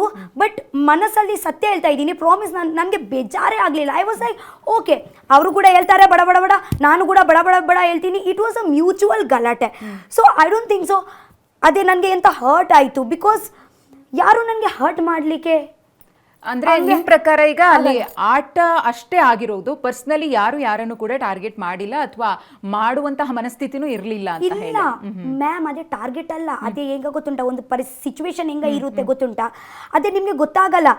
ಒಂದೊಂದು ಟೈಮಲ್ಲಿ ಒಂದೊಂದು ಸಿಚುವೇಶನ್. ಫಾರ್ ಎಕ್ಸಾಂಪಲ್, ನಿಮ್ಗೆ ಅವರ ಟಾರ್ಗೆಟ್ ಅಲ್ಲ, ಬಟ್ ಎಂತ ಆಗುತ್ತೆ ಅಂದ್ರೆ, ಇವತ್ತೆ ರಪ್ಪ ಬಿಗ್ ಬಾಸ್ ಹೇಳ್ತಾರೆ ಇವತ್ತು ನಾಮಿನೇಟ್ ಮಾಡುವಾಗ ಇವತ್ತೆ ನಿಮ್ಗೆ ಒಂದು ರೀಸನ್ ಕೊಡಬೇಕು. ನೀವು ಎಲ್ಲೋ ಕಡೆ ಇವತ್ತೆ ಫಾರ್ ಎಕ್ಸಾಂಪಲ್, ನಾನು ಯಾರ್ದು ಹೆಸರು ತಗೊಳ್ಳಿ, ಧನುಷ್ದ ಹೆಸರು ತಗೊಳ್ತೀನಿ. ಇವತ್ತೆ ಅವರು ಎಂತ ಪಾತ್ರ ತುಳಿಲಿಲ್ಲ, ಓಕೆ ಅದೇ ಬಿಡಿ. ಇವತ್ತೆ ನಾನು ಅವರಿಗೆ ಒಂದು ಚಿಕ್ಕ ಒಂದು ನೋಟಿಸ್ ಮಾಡಿದ್ದೀನಿ, ಇವರು ಯಾಕೆ ಮಾರೆ ಒಂದು ಕೆಲಸ ಮಾಡಲ್ಲ, ಅವರಿಗೆ ಇವತ್ತು ಹೇಳಿದ್ದೀನಿ ಇದೇ ಮಾಡಲಿಕ್ಕೆ, ಸುಮ್ಮನೆ ಬಿಟ್ಟು ಹೋಗಿದ್ದಾರೆ. ಇದೇ ನಾನು ನೋಟಿಸ್ ಮಾಡಿ ನನ್ನ ಮನಸ್ಸಲ್ಲಿ ಇಡ್ತೀನಿ, ಅಲ್ಲೇ ನಾನು ಹೇಳಲಿಲ್ಲ, ಮನಸ್ಸಲ್ಲಿ ಇಡ್ತೀನಿ ಅನ್ಕೊಳ್ಳಿ. ಆ ನಾಮಿನೇಷನಲ್ಲಿ ಅದೇ ರೀಸನ್ ಕೊಡ್ತೀನಿ ನಾನು ರಿಯಲ್ ಆಗಿ, ಅಂದರೆ ಹೀಗೆ. ಸೊ ಅವರಿಗೆ ಸ್ವಲ್ಪ ಹಾಗೇನಾ, ಅವರು ಯಾಕೆ ಹಂಗೆ ಥಿಂಕ್ ಮಾಡಿದ್ರು, ಹಾಗಿದ್ರೆ ನಿಮಗೆ ಅಲ್ಲಿ ಹೇಳ್ಬೇಕಿತ್ತಲ್ವಾ, ಇಲ್ಲಿ ಯಾಕೆ? ಸೊ ಅದೆಲ್ಲ ಕ್ವೆಶನ್ಸ್ ಬರುವಾಗ ಸಿಚುವೇಶನಲ್ಲಿ ಮ್ಯಾಮ್, ನಿಮಗೆ ನಾನು ಅರ್ಥ ಆಗ್ತದೆ, ಮಾತಾಡಿ ಅಂದರೆ ನೀನು ಹಾಗೆ ಯಾಕೆ ಹೇಳಿದ್ಯಾ, ನೀನು ಯಾರು ನನಗೆ ಹಾಗೆ ಹೇಳಲಿಕ್ಕೆ? ಸೊ ಗಲಾಟೆ ಹೇಗಂದ್ರೆ, ಸಣ್ಣ ಕಿಡಿ ಸಣ್ಣ ಒಂದು ಚಿಕ್ಕ ಸಾಕು, ಅದೇ ಒಂದು ದೊಡ್ಡದಾಗುತ್ತೆ. ಸೊ ಹಾಗೆ. ಬಟ್ ಈಗ ನಾಮಿನೇಷನ್ ಟೈಮಲ್ಲಿ ರಕ್ಷಿತಾ ಸರಿಯಾದ ರೀಸನ್ಸ್ ಕೊಡ್ತಿರ್ಲಿಲ್ಲ ಅನ್ನೋದು, ಏನಾದರೂ ಪ್ರಶ್ನೆ ಕೇಳಿದ್ರೆ ನಿಮ್ಮ ಪರ್ಸ್ಪೆಕ್ಟಿವ್ ಅಲ್ಲಿ ಏನು ಅನ್ನಿಸ್ತೋ ಅದನ್ನ ನೀವು ಹೇಳ್ಬಿಡ್ತಿದ್ರಿ. ಆದರೆ ಅವ್ರೇನು ಕ್ವಶನ್ ಇರುತ್ತೋ, ಅವ್ರಿಗೇನು ಡೌಟ್ಸ್ ಇರುತ್ತೋ ಅದನ್ನ ಕ್ಲಿಯರ್ ಮಾಡ್ತಿರ್ಲಿಲ್ಲ ರಕ್ಷಿತಾ, ನುಣ್ಚ್ಕೊಳ್ತಾ ಇದ್ರು. ಅಂದರೆ ಎಸ್ಕೇಪ್ ಆಗುವಂತಹ ಒಂದು ಬಿಹೇವಿಯರ್ ಅಂತ ಹೇಳ್ತಾ ಇದ್ರು ತುಂಬ ಜನ. ಓಕೆ ಫೈನ್, ಇವತ್ತೆ ಅವರಿಗೆ ಹಾಗೆ ಅನಿಸಿದ್ರೆ, ಇವತ್ತೆ ಕ್ವಶನ್ಗೆ ಆನ್ಸರ್ ನಾನು ಕೊಟ್ಟಲಿಲ್ಲ ಅಂದರೆ ಅವರ ಕ್ವಶನ್ ಸರಿ ಇಲ್ಲ ಅಂತ ಅನಿಸುತ್ತೆ ನನಗೆ. ಯಾಕೆಂದರೆ ಆ ಕ್ವಶನ್ಗೆ ಎಂತ ಉತ್ತರನೇ ಇಲ್ಲ. ಅಂದರೆ ಆ ಕ್ವಶನ್ ಉಂಟು, ಓಕೆ ಅವರಿಗೆ ಅದೇ ಕ್ವಶನ್ ಉಂಟು, ಬಟ್ ಎಲ್ಲೋ ಕಡೆ ಮ್ಯಾಮ್, ಎಲ್ಲ ಕಡೆ ನಿಮಗೆ ಎಂತ ಮಾತಾಡಲಿಕ್ಕೆ ಅಂತ ಅವಶ್ಯಕತೆ ಇಲ್ಲ, ಸುಮ್ಮನೆ ಇರೋದು ಕೂಡ ಹೌದು. Silence is also the best medicine. ಅದು ನೀವು ತುಂಬ ಇವು ಯಾರಿಗೆ ಅಟ್ಯಾಚ್ ಆಗಿ ನೀವು ಮಾತನಾಡ್ತಿದ್ರೋ ಅವರ ಜೀವನ ಶೈಲಿ ಇದೆಯಲ್ಲ, ಪರ್ಸ್ನಲಿ ನಿಮ್ಮ ಜೊತೆ ನಮಗೆ ಒಂದು ಗಂಟೆ 1.5 ಗಂಟೆ ಅದರೊಳಗಡೆ ತೋರಿಸ್ತಾರೆ. ಬಟ್ 24/7 ನೀವು ಅವ್ರ ಜೊತೆ ಜೀವಿಸ್ತಾ ಇದ್ದಾಗ ಯಾರ ಲೈಫ್ ತುಂಬ ಸ್ಟ್ರಗಲ್ ಅಂತ ಅನ್ನಿಸ್ತು ಹತ್ತಿರದಿಂದ ನೋಡಿದಾಗ, ತುಂಬ ಸ್ಟ್ರಗಲ್ ಮಾಡಿ ಈವರೆಗೂ ಕೂಡ ಬಂದಿದ್ದಾರೆ ಅಂತ ಯಾರ್ದಂತ ಅನಿಸ್ತು? ನಿಮ್ಮ ಕ್ಲೋಸ್ ಸರ್ಕಲಲ್ಲೇ ರಘು ಅವ್ರು ಇರಬಹುದು, ಗಿಲ್ಲಿ ಇರಬಹುದು, ಅಥವಾ ರಜತ್ ಅವರು, ಅಥವಾ ಕಾವ್ಯ, ಧನುಷ್ ಎಲ್ಲ ಇದ್ದಾರೆ ಮ್ಯಾಮ್. ನನಗೆ ಹಾಗೆ ಅಷ್ಟು ಕಷ್ಟ ಅಂತ ಯಾರು ಅನಿಸ್ಲಿಲ್ಲ. ಯಾಕೆಂದರೆ ನನಗೆ ಅವರ ತುಂಬ ಪರ್ಸ್ನಲ್ ಸ್ಟೋರೀಸ್ ಗೊತ್ತಿಲ್ಲ, ಮೇಲೆಯಿಂದ ಸ್ವಲ್ಪ ಗೊತ್ತುಂಟು. ಲೈಕ್ ಗಿಲಿದು ಸ್ವಲ್ಪ ಲೈಫ್ ಬಗ್ಗೆ ನನಗೆ ಗೊತ್ತುಂಟು, ಸ್ಟ್ರಗಲ್ ಬಗ್ಗೆ. ಅವರು ಹೇಗ ಇಲ್ಲಿ ಬನ್ನಿ ಬ್ಯಾಂಗ್ಳೂರಲ್ಲಿ ಒಂದು ಮನೆ ಕೂಡ ಇರಲಿಲ್ಲ ಅವರಿಗೆ, ಹೇಗ ಒಂದು ಚಿಕ್ಕ ಕೆಲಸ ಎಲ್ಲ ಮಾಡಿದ್ರು. ರಘು ಅಣ್ಣ ಕೂಡ ಹಾಗೇನೆ ಒಂದು ಮಾಡಿದ್ರು. ಬಟ್ ನನಗೆ ಡೀಪ್ ಆಗಿ ಗೊತ್ತಿಲ್ಲ, ಸೊ ನನಗೆ ಹೇಳಲಿಕ್ಕೆ ಆಗಲ್ಲ. ಇನ್ನು ಟಾಪ್ 6 ಅಲ್ಲಿ ಇದ್ರಲ್ಲ 6 ಮಂದಿ, ಅವರ ಪೈಕಿ ನಿಮಗೆ ಯಾರು ಡಿಸರ್ವ್ ಅಲ್ಲ ಅಂತ ಅನ್ನಿಸ್ತು? ಟಾಪ್ 6 ಅಲ್ಲಿ ಇರೋದಕ್ಕೆ ಯಾರು ಡಿಸರ್ವ್ ಅಲ್ಲ ಅಂತ ಅನಿಸ್ತು? ಅವ್ರ ಬದಲು ಯಾರು ಇರಬೇಕಿತ್ತು ಅಂತ ಅನ್ನಿಸ್ತು? ಧನುಷ್ ಇರಬಹುದು, ರಘು, ಕಾವ್ಯ, ಅಶ್ವಿನಿ ಅವರು ಇದ್ರಲ್ವಾ ಆಲ್ರೆಡಿ? ಟಾಪ್ 6 ಅಲ್ಲಿ ಇದ್ರು. ಆ ಪೈಕಿ ಯಾರು ಡಿಸರ್ವ್ ಅಲ್ಲ ಅಂತ ಅನ್ಸಿತ್ತು ತಮಗೆ? ಟಾಪ್ 6 ಇರೋದಕ್ಕೆ? ಯಾರು ಡಿಸರ್ವಿಂಗ್ ಅಲ್ಲ, ನೀವು ಟಾಪ್ 3 ಹಾಗೆ, ಅರೆ ಟಾಪ್ 3 ಅಲ್ಲ, ಡಿಸರ್ವಿಂಗ್ ಇಲ್ಲ ಅಂತ ನನಗೆ ಕಾವ್ಯ ಅವರು ಅನಿಸ್ತು. ಅವ್ರ ಬದಲು ಯಾರು ಇರಬೇಕಿತ್ತು ಅಂತ ಅನಿಸ್ತು? ಯಾರು ಗೊತ್ತುಂಟಾ, ಜಾನ್ವಿ ಅಕ್ಕ ಕೂಡ ಚೆನ್ನಾಗಿ ಆಟ ಆಡಿದ್ರು. ಅವ್ರು ಇರಬೇಕಿತ್ತು ಅಂತ.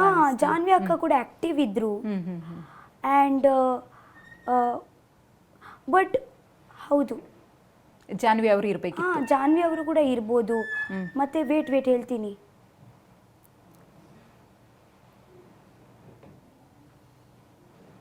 ಮಾಲವಣ್ಣ ಇದ್ರು, ಮಾಲವಣ್ಣ ಕೂಡ ಇರ್ಬೋದು. ಓಕೆ, ಸಮ್ವೇರ್ ಅವರು ಹಾಗೆ ಅಂತ ಮಾತುತ್ವದಲ್ಲಿ ಸ್ವಲ್ಪ ಇದೆ ಆಯಿತು, ಬಟ್ ವ್ಯಕ್ತಿತ್ವ ತುಂಬ ಒಳ್ಳೆ ವ್ಯಕ್ತಿತ್ವ ಅವರ, ಸೆಲ್ಫ್ಲೆಸ್ ಮನುಷ್ಯ ಅವರು. ಓಕೆ, ಯಾಕೆಂದ್ರೆ ಎಲ್ಲರಿಗೆ ಆಕ್ಟಿವ್ ಇರ್ಲಿಕ್ಕೆ ಕೂಡ ಆಗಲ್ಲ ಅಲ್ವಾ, ಎಲ್ಲರಿಗೆ ಕೂಡ ಮಾತಾಡ್ಲಿಕ್ಕೆ ಆಗಲ್ಲ ಅಲ್ವಾ, ಅವರ ಹುಟ್ಟುಗುಣ ಅಲ್ವಾ. ಹೌದು, ಎಸ್ ಎಸ್. ರಕ್ಷಿತಾ, ಈಗ ಯೂಟ್ಯೂಬರ್ ಆಗಿ ಗಿಲ್ಲಿಯವರು ಕೂಡ ಯೂಟ್ಯೂಬ್ ಹಿನ್ನೆಲೆನೆ, ಅವ್ರದ್ದು ನಿಮ್ದು ಕೂಡ ಯೂಟ್ಯೂಬರೇ, ಇಬ್ರು ಯೂಟ್ಯೂಬರ್ಸ್ ಅಕ್ಕಪಕ್ಕ. ಕಿಚ್ಚ ಸುದೀಪ್ ಸರ್ ಕೈಯಲ್ಲಿ ನಿಮ್ಮಿಬ್ಬರ ಕೈ ಇತ್ತು, ಅದು ಇದೆಯಲ್ಲ, ಅದು ಎಷ್ಟೋ ಮಂದಿಗೆ ಇನ್ಸ್ಪಿರೇಷನ್ ಈಗ. ವೇಟ್, ಹೌದಲ್ವಾ, ನಾನು ಇವತ್ತೇ ಯಾಕೆ ಥಿಂಕ್ ಮಾಡಿದ್ದೀನಿ, 2 ಯೂಟ್ಯೂಬರ್ಸೇ ನಾವು ಯೂಟ್ಯೂಬರ್ಸ್ ಸುದೀಪ್ ಸರ್ನ ಅಕ್ಕಪಕ್ಕದಲ್ಲಿ ನಿಂತೀವಿ ಅಂದರೆ ನೋಡಿ, ಯಾವುದು ನಮ್ಮ ಒಂದು ಪ್ರೊಫೆಷನ್ ಎಲ್ಲ ಇರುತ್ತೆ ಅಲ್ವಾ, ಅಲ್ಲಿ ವೇದಿಕೆ ಬಂದ ನಂತರ ಯಾವುದು ಅಂದರೆ ನಮ್ಮ ಪ್ರೊಫೆಷನ್ ಯಾವುದು ಚಿಕ್ಕ ದೊಡ್ಡ ಎಂತ ಅಲ್ಲ, ನಮಗೆ ನಮ್ಮ ಮೇಲೆ ಕಾನ್ಫಿಡೆನ್ಸ್ ಇದ್ದರೆ ನಾವು ಎಷ್ಟು ದೂರ ಎಷ್ಟು ಮುಂಚೆ ಕೂಡ ಹೋಗ್ಬೋದಲ್ವಾ. ನಾವೆಂತ ದೊಡ್ಡ ಇದೇ ಆಗ ನಂತರನೇ ಬರಬೇಕು ಅಂತ ಎಂತ ಇಲ್ಲ. ಈಗ ಮನೇಲಿದ್ದಾಗಲೂ ಕೂಡ ಒಂದು ನಾಮಿನೇಷನ್ ಟೈಮಲ್ಲಿ ಅಶ್ವಿನಿ ಅವರೇ ಹೇಳ್ತಾ ಇದ್ರು, ನಾನು 100 ಯೂಟ್ಯೂಬ್ ಚಾನಲ್ ಮಾಡ್ತೀನಿ, ತೋರಿಸ್ತೀನಿ ಅಂತ. ಬಟ್ ಯೂಟ್ಯೂಬ್ ಚಾನಲ್ನ ಮಾಡಿ ಅದರಲ್ಲಿ ಸಕ್ಸಸ್ ಆದವರಿಗೆ ಮತ್ತು ಸ್ಟ್ರಗಲ್ ಮಾಡ್ತಿರೋರಿಗೆ ಗೊತ್ತು ಅದು ಎಷ್ಟು ಕಷ್ಟ ಇದೆ ಪ್ರೋಸೆಸ್ ಅಂತ ಹೇಳಿ. ತಮಗೆ ಹೇಗೆ ಆ ಒಂದು ಹಾದಿ ಇತ್ತು ಅಂತ ರಕ್ಷಿತಾ? ನೋಡಿ ಮ್ಯಾಮ್, ಓಕೆ, ಅವರು ಯೂಟ್ಯೂಬ್ ಅಂದರೆ ಹೇಗೆ ಗೊತ್ತುಂಟಾ, ನಾವು ಒಂದು ನಮಗೆ ಒಂದು ಡೈಲಿ ಒಂದು, ಇವತ್ತು ನೀವು ಸಿನಿಮಾಲಿ ಒಂದು ಪಿಕ್ಚರ್ ನೋಡ್ತೀರಾ, ನಮಗೆ ಹೇಗಂದರೆ ಯೂಟ್ಯೂಬ್ ಲೈಫಲ್ಲಿ ಹೇಗಂದರೆ ನಾವು ಡೈಲಿ ಒಂದೊಂದು ಪಿಕ್ಚರ್ ತೋರಿಸ್ತೀವಿ. ಸೊ ನೀವು ಇಮ್ಯಾಜಿನ್ ಮಾಡಿ, ಒಂದು ದಿವಸಗೆ ಒಂದು ಫುಲ್ ಪಿಕ್ಚರ್ ಹಾಕಲಿಕ್ಕೆ ಅಷ್ಟು ಸುಲಭ ಇಲ್ಲ. ಅದೇ ನಿಮಗೆ ಗೊತ್ತುಂಟಲ್ವಾ, ಒಂದು 10 ನಿಮಿಷ ವಿಡಿಯೋ ಮಾಡಲಿಕ್ಕೆ ನಮ್ಮ ಫುಲ್ಲು ಡೇ ಶೂಟಿಂಗಲ್ಲಿ ಹೋಗುತ್ತೆ. ಆಗ ನಂತರ ಎಡಿಟಿಂಗ್ ಕಟ್ ಎಲ್ಲ ಅದೇ ಎಲ್ಲ ಮಾಡಿ ಅದೊಂದು 10-15 ನಿಮಿಷ ವಿಡಿಯೋ ಆಗುತ್ತೆ. ಓಕೆ, ಆ ಹಿಂದೆ ಕೂಡ ಒಂದು ಎಡಿಟಿಂಗ್ದು ಇರುತ್ತೆ. ಎಡಿಟಿಂಗ್ ನನ್ನ ವಿಡಿಯೋದಲ್ಲಿ ಅಂತ ಎಡಿಟಿಂಗ್ ಇರಲ್ಲ, ಜಸ್ಟ್ ಶೂಟ್ ಮಾಡಿ ಮರ್ಚ್ ಮಾಡಿ ಹಾಕೋದು ಅಷ್ಟೇ.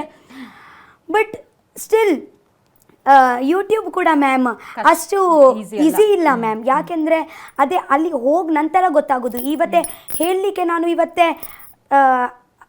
ತುಂಬ ಈಸಿ ಯೂಟ್ಯೂಬ್ ಅಂತ, ಬಟ್ ಅದೇ ನೀವು ಅಲ್ಲಿ ಒಳಗೆ ಇಳಿದ ನಂತರನೇ ನಿಮಗೆ ಗೊತ್ತಾಗೋದು. ನಿಮಗೆ ಅಂದಾಜು ಎಷ್ಟು, ನೀವು ಸ್ಟಾರ್ಟ್ ಮಾಡಿದ ದಿನದಿಂದ ಹಿಡಿದು ಯೂಟ್ಯೂಬಲ್ಲಿ ಮಾನಿಟೈಸೇಷನ್ ಅಂತ ಇರುತ್ತಲ್ಲ, ಆ ಅರ್ನಿಂಗ್ಸ್ ಸ್ಟಾರ್ಟ್ ಆಗುತ್ತಲ್ಲ, ಎಷ್ಟು ತಿಂಗಳು ಹಿಡಿತು ರಕ್ಷಿತಾ ಇದೆಲ್ಲ ಮಾಡೋದು? ಮ್ಯಾಮ್ ಆ್ಯಕ್ಚುಲಿ ಎಂತ ಗೊತ್ತುಂಟಾ, ನಾನು ಫಸ್ಟ್ ಯಾವಾಗ ಯೂಟ್ಯೂಬ್ ಸ್ಟಾರ್ಟ್ ಮಾಡಿದ್ದೀನಲ್ವಾ, ನನ್ನ ಮಾನಿಟೈಸೇಷನ್ 1 ತಿಂಗಳಲ್ಲಿ ಆಗಿದೆ. ಓಕೆನಾ, ಯಾಕೆಂದರೆ 1 ತಿಂಗಳಲ್ಲಿ ನನ್ನ ನನಗೆ ಆ ಟೈಮಲ್ಲಿ ಎಂಥ ಹಣ ಅದೇ ಇಲ್ಲ, ಎಂತ ಇಲ್ಲ. ನಾನು ಮಾನಿಟೈಸೇಷನ್ ಆನೇ ಮಾಡಲಿಲ್ಲ. 1.5 ವರ್ಷ ನಾನು ಮಾನಿಟೈಸೇಷನ್ ಆನ್ ಮಾಡಲಿಲ್ಲ. ಜಸ್ಟ್ ಒಂದು ಕ್ರೇಜ್ ಇತ್ತು. ಓಕೆ, ಒಂದು ವಿಡಿಯೋ ಹಾಕಿದ್ದೀನಿ, ಜನರು ಇವತ್ತು ಇದೇ ಎಲ್ಲ ಮಾಡ್ತಾ ಇದ್ದಾರಲ್ವ ಅಂದರೆ ಖುಷಿ ಪಡ್ತಾ ಇದ್ದಾರಲ್ವಾ. ಸೊ ನನ್ನ ಕಾನ್ಸಂಟ್ರೇಷನ್ ಜಸ್ಟ್ ವಿಡಿಯೋ, ಜನರಿನ ಇದೆಲ್ಲ ಸಿಗ್ತಾ ಇತ್ತು, ಕಮೆಂಟ್ಸ್ ಎಲ್ಲ ಸಿಗ್ತಾ ಇತ್ತು. ಮತ್ತು ನನ್ನೊಂದು ಎಕ್ಸೈಟ್ಮೆಂಟ್, ಇವತ್ತೇ ಒಂದೊಂದು ಕಂಟೆಂಟ್ ಕೊಡ್ತೀನಿ. ಸೊ ಹಣ ಅಂತ ಇರಲಿಲ್ಲ, ಯಾಕೆಂದರೆ ನನಗೆ ಆ ಟೈಮಲ್ಲಿ ಖರ್ಚು ಕೂಡ ಹಾಗೆ ಅಂತ ಹಣ ಅಂತ ಇರಲಿಲ್ಲ. ಓಕೆ, ಯಾಕೆಂದರೆ ನಾನು ಮಾಡೋದು ನನ್ನ ಅಜ್ಜಿ ಮನೆಯಲ್ಲಿ, ಅಲ್ಲಿಯೇ ತೋಟದಲ್ಲಿ ಮಾಡೋದು, ಗದ್ದೆದಲ್ಲಿ ಮಾಡೋದು. ಸೊ ಅಲ್ಲಿ ಎಂತ ಖರ್ಚಿ ತೋಟದಲ್ಲಿ ಹೋಗ್ತೀನಿ, ಮಾವಿನ ಹಣ್ಣು ತಿಂತೀನಿ, ಅಲ್ಲಿ ವಿಡಿಯೋ ಮಾಡ್ತೀನಿ. ಸೊ ನನ್ನ ಫುಲ್ ವಿಡಿಯೋ ಹೇಗೆ ಇತ್ತು ಅಂದರೆ ಒಂದು ಹಳ್ಳಿಯಲ್ಲಿಯೇ ಇತ್ತು, ಅಲ್ಲಿ ಇಲ್ಲಿ ಓಡಾಡಿ ಅದೇ ಎಲ್ಲ ಚಿಕ್ಕ ಮಾಡಿದ ನಂತರ. ಆಗ ನಂತರ ನನ್ನ ಫ್ರೆಂಡ್ ಅವರು ಹೇಳಿದರು, ನೀನು ಮಾನಿಟೈಸೇಷನ್ ಮಾಡಲಿಲ್ವಾ ಅಂತ. ಆಗ ನಂತರ ನಾನು ಮಾನಿಟೈಸೇಷನ್ ಆನ್ ಮಾಡಿ, ಬಟ್ ನಾನು ಸತ್ಯ ಹೇಳಿದರೆ ಯಾವಾಗ ಅದೇ ತಲೆಯಲ್ಲಿ ಹಣ ಅಂತ ಇರಲ್ಲಲ್ವ, ಆ ಟೈಮಲ್ಲಿ ನಾನು ಆ್ಯಕ್ಚುಲಿ ತುಂಬ enjoy, just concentration on video, enjoy ಮಾಡಿ ವಿಡಿಯೋ ಮಾಡ್ತೀನಿ. ಬಟ್ ಆ್ಯಂಡ್ ಇದೇ ನನ್ನ dream job. Just imagine ma'am, ಇದೇ ನಾನು ಎಂತ ಇಷ್ಟಪಡ್ತೀನಿ ಅದೇ ಜಾಬ್ ನನ್ನ ಇದು. ಯಾಕೆಂದರೆ ಇವತ್ತೇ ನನಗೆ ಮಾತಾಡಲಿಕ್ಕೆ ಇಷ್ಟ, ಜನರ ಜೊತೆಗೆ ಕ್ಯಾಮೆರಾ ಮುಂಚೆ ಮಾತಾಡಲಿಕ್ಕೆ ತುಂಬ ಇಷ್ಟ. ಕ್ಯಾಮೆರಾ ಉಂಟು, ನಾನು ಮಾತಾಡ್ತೀನಿ. ಓಕೆ, ಮತ್ತು ನಾನು ಜಸ್ಟ್ ಮಾತಾಡ್ತೀನಿ, ಅಲ್ಲಿ ಓಡಾಡ್ತೀನಿ. ಮತ್ತು ನನಗೆ ಹಣ ಯಾರು ಕೊಡೋದು? ನೀವು. ಹಾಂ, ನೀವು ನನಗೆ ಹಣ ಕೊಡೋದು. ಹಾಂ, ನೀವೇ ನನಗೆ ಸಜೆಸ್ಟ್ ಮಾಡ್ತೀರಾ, ಅಲ್ಲಿ ಹೋಗೋ ರಕ್ಷಿತಾ, ಅಲ್ಲಿ ಹೋಗಿ ವಿಡಿಯೋ ಮಾಡು. ಅಲ್ಲಿ ಹೋಗ್ಲಿಕ್ಕೆ ಖರ್ಚಿಗೆ ಯಾರು ಹಣ ಕೊಡ್ತೀರಾ? ನೀವೇ. ಅರ್ನಿಂಗ್ಸ್ ಮಾಡಲೇಬೇಕು. ಇವತ್ತೇ ನಿಮಗೆ ಅರ್ಥ ಆಯ್ತಾ? ಇವತ್ತೇ ನಾನು ನನ್ನ ಡ್ರೀಮ್, ಇವತ್ತು ನನಗೆ ಅಂತ ಇಷ್ಟ ಉಂಟು ಅದೇ ನಾನು ಮಾಡ್ತಾ ಇದ್ದೀನಿ.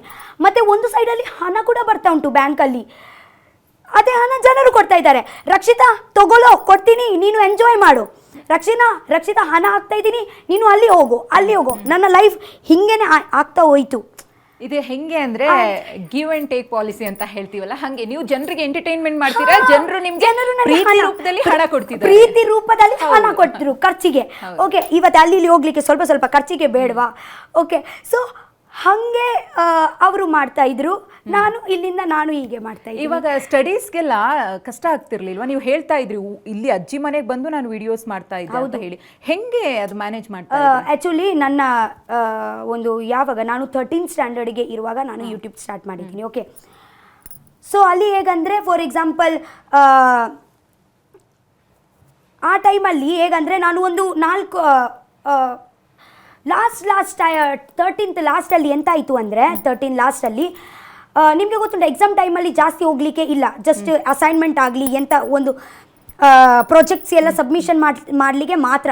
ಸೊ ಆ ಟೈಮಲ್ಲಿ ಮಧ್ಯದ ವೀಕ್ಸ್ದಲ್ಲಿ ಅದೇ ಓದಲಿಕ್ಕೆ ಟೈಮ್ ಕೊಟ್ಟಿದ್ರು, ಓದಲಿಕ್ಕೆ ಸ್ಟಡಿ ಮಾಡಲಿಕ್ಕೆ. ನಾನು ಎಂತ ಮಾಡ್ತೀನಿ, ಅಜ್ಜಿ ಮನೆಗೆ ಹೋಗ್ತೀನಿ, ವೀಡಿಯೋಸ್ ಎಲ್ಲ ಮಾಡಿ ಒಂದು 4-3 ದಿವಸಗೆ ಹೋಗಿದ್ರೆ ನಾನು ಒಂದು 10 ವಿಡಿಯೋ ಮಾಡಿ ಬರ್ತೀನಿ. ಓಕೆ, ಒಂದೇ ಸತಿ ಮಾಡಿ ಬರ್ತೀನಿ. ಮತ್ತೆ ಅಲ್ಲಿ ಹೋಗಿ ನಂತರ ನನಗೆ ಎಲ್ಲ ಸಬ್ಮಿಷನ್ ಇದ್ದರೆ ಪ್ರಾಜೆಕ್ಟಲ್ಲಿ ಅಲ್ಲಿ ಮಾಡಿ ಎಡಿಟಿಂಗ್ ಕೂಡ ನಾನು ಅಲ್ಲಿಯೇ ಮಾಡ್ತೀನಿ, ಮನೆಯಲ್ಲಿ ಮಾಡಿ ನಂತರ ಮತ್ತೆ ಇಲ್ಲಿ ಬರ್ತೀನಿ. ಓಕೆ, ಮತ್ತೆ ಇದೆ ಇಲ್ಲಿ ಎಲ್ಲ ವಿಡಿಯೋಸ್ ಎಲ್ಲ ಮಾಡಿ ಮತ್ತೆ ಅಲ್ಲಿ ಹೋಗ್ತೀನಿ. ಹಾಗೇನೆ ಎಲ್ಲ ಆಗ್ತಾಯಿತ್ತು. ಮತ್ತು 14th 15th ಅಲ್ಲಿ ಟೀಚರ್ ಹೇಗಂದರೆ ತುಂಬ ಅಂಡರ್ಸ್ಟ್ಯಾಂಡಿಂಗ್ ಇದ್ದರು. ಓಕೆನಾ, ತುಂಬ ಅಂದರೆ ಸಪೋರ್ಟಿವ್. ಸೊ ಒಂದು ವಾರದಲ್ಲಿ 1-2 ಸತಿ ಹೋಗಿದ್ರೆ ಪರವಾಗಿಲ್ಲ. ನಾನು ಅಪ್ ಆ್ಯಂಡ್ ಡೌನ್ ತುಂಬ ಮಾಡಿದ್ದೀನಿ. ಇದು ಅಪ್ಪ ಅಮ್ಮನ ಕಡೆಯಿಂದ ಹೆಂಗಿತ್ತು ಅಂತ ನಿಮಗೆ ಸಪೋರ್ಟ್? ಯಾಕಂದ್ರೆ ಮಗಳು ಅಲ್ಲಿಂದ ಇಲ್ಲಿಗೆ ಇಲ್ಲಿಂದ ಅಲ್ಲಿಗೆ ಓಡಾಡೋದು, ಬೇರೆ ಬೇರೆ ಪ್ಲೇಸಸ್ಗೆ ಹೋಗಿ ವಿಡಿಯೋಸ್ ಮಾಡೋದು, ಹೆಂಗೆ ಅವರು ಸಪೋರ್ಟ್ ಮಾಡ್ತಾ ಇದ್ರು? ಅಥವಾ ಏನಾದರೂ ಆಬ್ಜೆಕ್ಷನ್ಸ್ ಇತ್ತಾ? ಆಬ್ಜೆಕ್ಷನ್ ಆಬ್ವಿಯಸ್ಲಿ ಇತ್ತು. ಯಾಕೆಂದ್ರೆ ಆಬ್ಜೆಕ್ಷನ್ಸ್ ನನಗೆ ಅಂತ ಇಷ್ಟ ಉಂಟು ಅದೇ ಮಾಡಬೇಡ ಅಂತ ಆಬ್ಜೆಕ್ಷನ್ಸ್ ಅಲ್ಲ. ನಾನೊಂದು ಅಂದರೆ ನನ್ನ ಅಮ್ಮಗೆ ಗೊತ್ತುಂಟು ನಾನು ಹೇಗಂದರೆ ತುಂಬ ದಡಬಡ ಹುಡುಗಿ. ಆ್ಯಂಡ್ ನನಗೆ ಒಂದು ವೇಳೆ ಸಿಟ್ಟು ಬಂದರೆ ಆ ಟೈಮಲ್ಲಿ ನನಗೆ ತಳ್ಳಲಿಕ್ಕೆ ಕೂಡ ಆಗಲ್ಲ. ಓಕೆ, ಬ್ಲಾಸ್ಟ್ ಆಗ್ತೀನಿ ನಾನು. ಫಾರ್ ಎಕ್ಸಾಂಪಲ್ ಅವರಿಗೆ ಭಯ ಎಂತಂದರೆ, ನಾನು ಇವತ್ತು ಟ್ರಾವೆಲಿಂಗ್ ಮಾಡ್ತಾ ಇರ್ತೀನಿ, ಒಂದು ವೇಳೆ ನಾನು ಟ್ರೇನಲ್ಲಿ ಯಾರ ಜೊತೆಗೆ ಒಂದು ಚಿಕ್ಕ ಗಲಾಟೆ ಮಾಡಿದರೆ, ಅವರು ನನಗೆ ಟ್ರೇನಿಂದ ಆಚೆ ಹಾಕಿದರೆ ಅವರಿಗೆ ಅದೇ ಎಲ್ಲ ಭಯ. ನಾನು ಜಗಳ ಮಾಡ್ತೀನಿ, ಯಾರು ನನಗೆ ಎಂತ ಮಾಡಿಬಿಡ್ತಾರೆ, ಯಾರು ನನಗೆ ಕಿಡ್ನಾಪ್ ಮಾಡಿಬಿಡ್ತಾರೆ, ಅದೇ ಎಲ್ಲ ಭಯ ಇರುತ್ತೆ. ಸೊ ಬೇರೆ ಎಂಥ ಭಯ ಇರಲ್ಲ. ಮತ್ತು ನಾನು ನೀರಲ್ಲಿ ಪ್ಲೇಸಲ್ಲಿ ಜಾಸ್ತಿ ಹೋಗೋದು, ಸಮುದ್ರದಲ್ಲಿ. ನನ್ನ ಅಮ್ಮಗೆ ಊರಲ್ಲಿ ಕಲಿಸುವಾಗನೇ ನನಗೆ 100 ಸತಿ ಹೇಳ್ತಾರೆ, ಕಡಲಲ್ಲಿ ಬೇಡ, ಸಮುದ್ರದಲ್ಲಿ ಹೋಗಬೇಡ. ಯಾಕಂದರೆ ನಾನು ತುಂಬ ಸಮುದ್ರದಲ್ಲಿ ನೀರಲ್ಲಿ ತುಂಬ ಹೋಗೋದು. ಓಕೆ, ಸೊ ಅವರಿಗೆ ಭಯ ನಾನು ನೀರಲ್ಲಿ ಹೋಗ್ಬಿಡ್ತೀನಿ ಅಂತ ಅದೆಲ್ಲ. ಸೊ ಅದೇ ಎಲ್ಲ ತುಂಬ ಭಯ ಉಂಟು. ಮತ್ತೆ ಎಂಥ ಭಯ ಇಲ್ಲ ಅವರಿಗೆ. ಹೇಗಂದರೆ ಕಾಲ್ ಪಿಕಪ್ ಮಾಡಬೇಕು, ಬಟ್ ನಾನು ಇವತ್ತು ಎಂಜಾಯ್ ಮಾಡುವಾಗ ಕಾಲ್ ಪಿಕಪ್ ಮಾಡಲಿಲ್ಲ ಅಂದರೆ ಅವರು ತುಂಬ ಬೈತಾರೆ. ಹೌದು. ಇನ್ನು ಕುಕ್ಕಿಂಗ್ ಬಗ್ಗೆ ಇಂಟ್ರೆಸ್ಟ್ ಬಂದಿದೆ ಹೇಗೆ?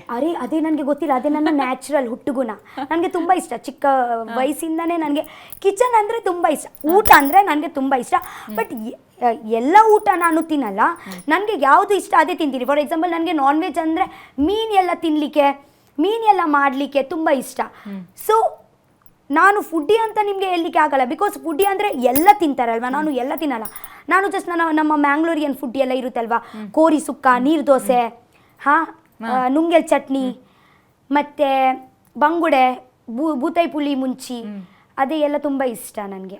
ಅದೇನೇ ಮಾಡ್ತಾ ಇರ್ತೀನಿ ತಿನ್ನೋದು ಜೊತೆಗೆ ತಿನ್ಸೋದು ಕೂಡ. ನನಗೆ ಎಂತ ಗೊತ್ತುಂಟ ಸ್ಯಾಟಿಸ್ಫ್ಯಾಕ್ಷನ್ ಆಗೋದು. ಇವತ್ತೇ ನಾನು ಮಾಡ್ತೀನಿ, ನನಗೆ ಮಾಡಲಿಕ್ಕೆ ಎಂಥ ಪ್ರಾಬ್ಲಮ್ ಇಲ್ಲ. ಯಾರು ಒಂದು ಇಂಟ್ರೆಸ್ಟಿಂಗ್ ಪರ್ಸನ್ ಇರಬೇಕು ನನ್ನ ಪಕ್ಕದಲ್ಲಿ, ಅವರಿಗೆ ತಿನ್ನಲಿಕ್ಕೆ ತುಂಬ ಇಷ್ಟ ಇರಬೇಕು. ಓಕೆ, ನಾನು ಬೇಕಿದ್ರೆ ಬೆಳಿಗ್ಗೆಯಿಂದ ರಾತ್ರಿ ತನಕ ಅವರಿಗೆ ಮಾಡಿ ಕೊಡ್ತೀನಿ. ಬೇಕಿದ್ರೆ ನನಗೆ ಯಾವಾಗ ನಾನು ಮಾಡಿ ಕೊಟ್ಟರೆ ಆಗ ಅವರು ತಿಂತಾರಲ್ವಾ, ನನಗೆ ನೋಡಿ ತುಂಬ ಖುಷಿ ಆಗೋದು. ನನಗೆ ಒಂದು ಸ್ಯಾಟಿಸ್ಫ್ಯಾಕ್ಷನ್ ಆಗೋದು, ನನಗೆ ಒಂದು ನೆಮ್ಮದಿಗೆ ಸಿಕ್ಕೋದು. ಅವರು ಬೇಕಿದ್ರೆ ನನಗೆ 10 ಮೀನು ಮಾಡ್ತೀಯಾ, ಬೇಕಿದ್ರೆ ನಾನು ಮಾಡಿಕೊಡ್ತೀನಿ. ಅಲ್ಲಿ ನನಗೆ ಖುಷಿ ಸಿಗೋದು. ಯಾಕೆ ನನಗೆ ಗೊತ್ತಿಲ್ಲ, ತಿನ್ನುವ ಜನರು ಬೇಕು ನನಗೆ ಮುಂಚೆದಲ್ಲಿ. ಅಷ್ಟೇ. ಮತ್ತೆ ಇವಾಗ ನೀವು ಹೇಳ್ತಾ ಇದ್ರಿ, ತುಂಬ ಚೆನ್ನಾಗಿ ಹೇಳಿದ್ರಿ, ನಾನು ಎಷ್ಟು ಬೇಕಾದರೂ ಮಾಡ್ಕೊಡ್ತೀನಿ, ತಿನ್ನೋರು ಇರಬೇಕು ಅಂತ. ಹಾಗೆಯೇ ನಿಮಗೆ ವ್ಲಾಗ್ಸ್ ಮಾಡೋದು, ವಿಡಿಯೋಸ್ ಮಾಡೋದು ಅದು ಮಾತ್ರ ಕ್ರೇಜ್ ಅಲ್ಲ, ನೀವು ಅಡುಗೆ ಮಾಡಿ ಅದನ್ನು ಪಾಪ ತುಂಬ ಮಕ್ಕಳಿಗೆ ಕೊಟ್ಟಿದ್ದೀರಾ, ಬೇರೆ ಬೇರೆ ರೀತಿಯಲ್ಲಿ ಸಹಾಯ ಮಾಡಿದ್ದೀರಾ, ಅನಾಥಾಶ್ರಮಗಳಿಗೆಲ್ಲ ಹೆಲ್ಪ್ ಮಾಡಿದ್ದೀರಾ, ಅದನ್ನು ನಾವು ನೋಡಿದ್ದೀವಿ. ಸೊ ಈ ಗುಣದ ಬಗ್ಗೆ ತುಂಬ ಜನರಿಗೆ ಗೊತ್ತಿಲ್ಲ. ರಕ್ಷಿತಾ ಈ ರೀತಿ ಹೆಲ್ಪ್ ಮಾಡ್ತಾರೆ, ಸಹಾಯದ ಗುಣ ಇದೆ ಅಂತ ಹೇಳಿ. ಅದು ಹೇಗೆ ಅಳವಡಿಸ್ಕೊಂಡ್ರಿ ರಕ್ಷಿತಾ? ಅದೇ ಗೊತ್ತಿಲ್ಲ ನನಗೆ. ನಿಮಗೆ ಏನು ಗೊತ್ತಾ, ಮನಸ್ಸು ಬೇಗ ಕರಗುತ್ತೆ ರಕ್ಷಿತಾಗೆ. ಇವಾಗ ನಾನು ತುಂಬ ವಿಡಿಯೋಸಲ್ಲಿ ನಿಮ್ಮನ್ನು ನೋಡಿದಾಗ ಅಡುಗೆ ಮಾಡಿ ನೀವೇ ಅದನ್ನು ಪ್ಯಾಕ್ ಮಾಡಿ ಮಕ್ಕಳಿಗೆ ತೊಗೊಂಡು ಹೋಗ್ಕೊಟ್ಟು, ಅವರು ಇದೆಯೋ ಇಲ್ವೋ ಗೊತ್ತಿಲ್ಲ, ಆದರೆ ಒಬ್ಬ ವ್ಯಕ್ತಿಗೆ ನಿಮ್ಮ ಕೈಯಿಂದ ಊಟ ಕೊಡೋದಿದೆಯಲ್ಲ, ಅದಕ್ಕಿಂತ ದೊಡ್ಡ ಕಾರ್ಯ ಮತ್ತೊಂದಿಲ್ಲ.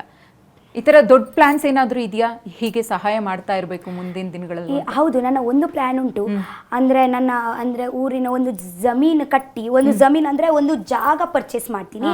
ಒಂದು ಜಾಗ ಪರ್ಚೇಸ್ ಮಾಡಿ ಒಂದು ದೊಡ್ಡ ಮನೆ ಅಂದರೆ ಒಂದು ಹಿಂಗೆ ಮನೆ ಎಲ್ಲ ಇರುತ್ತೆ ಅಲ್ವಾ, ಒಟ್ಟಿ ಮನೆ ಇರುದಲ್ವಾ, ಎಂತ ಅಂತಾರೆ ಅದಕ್ಕೆ? ಒಟ್ಟಿ ಮನೆ ಅಲ್ವಾ? ಕೊಟ್ಟಿಗೆನಾ?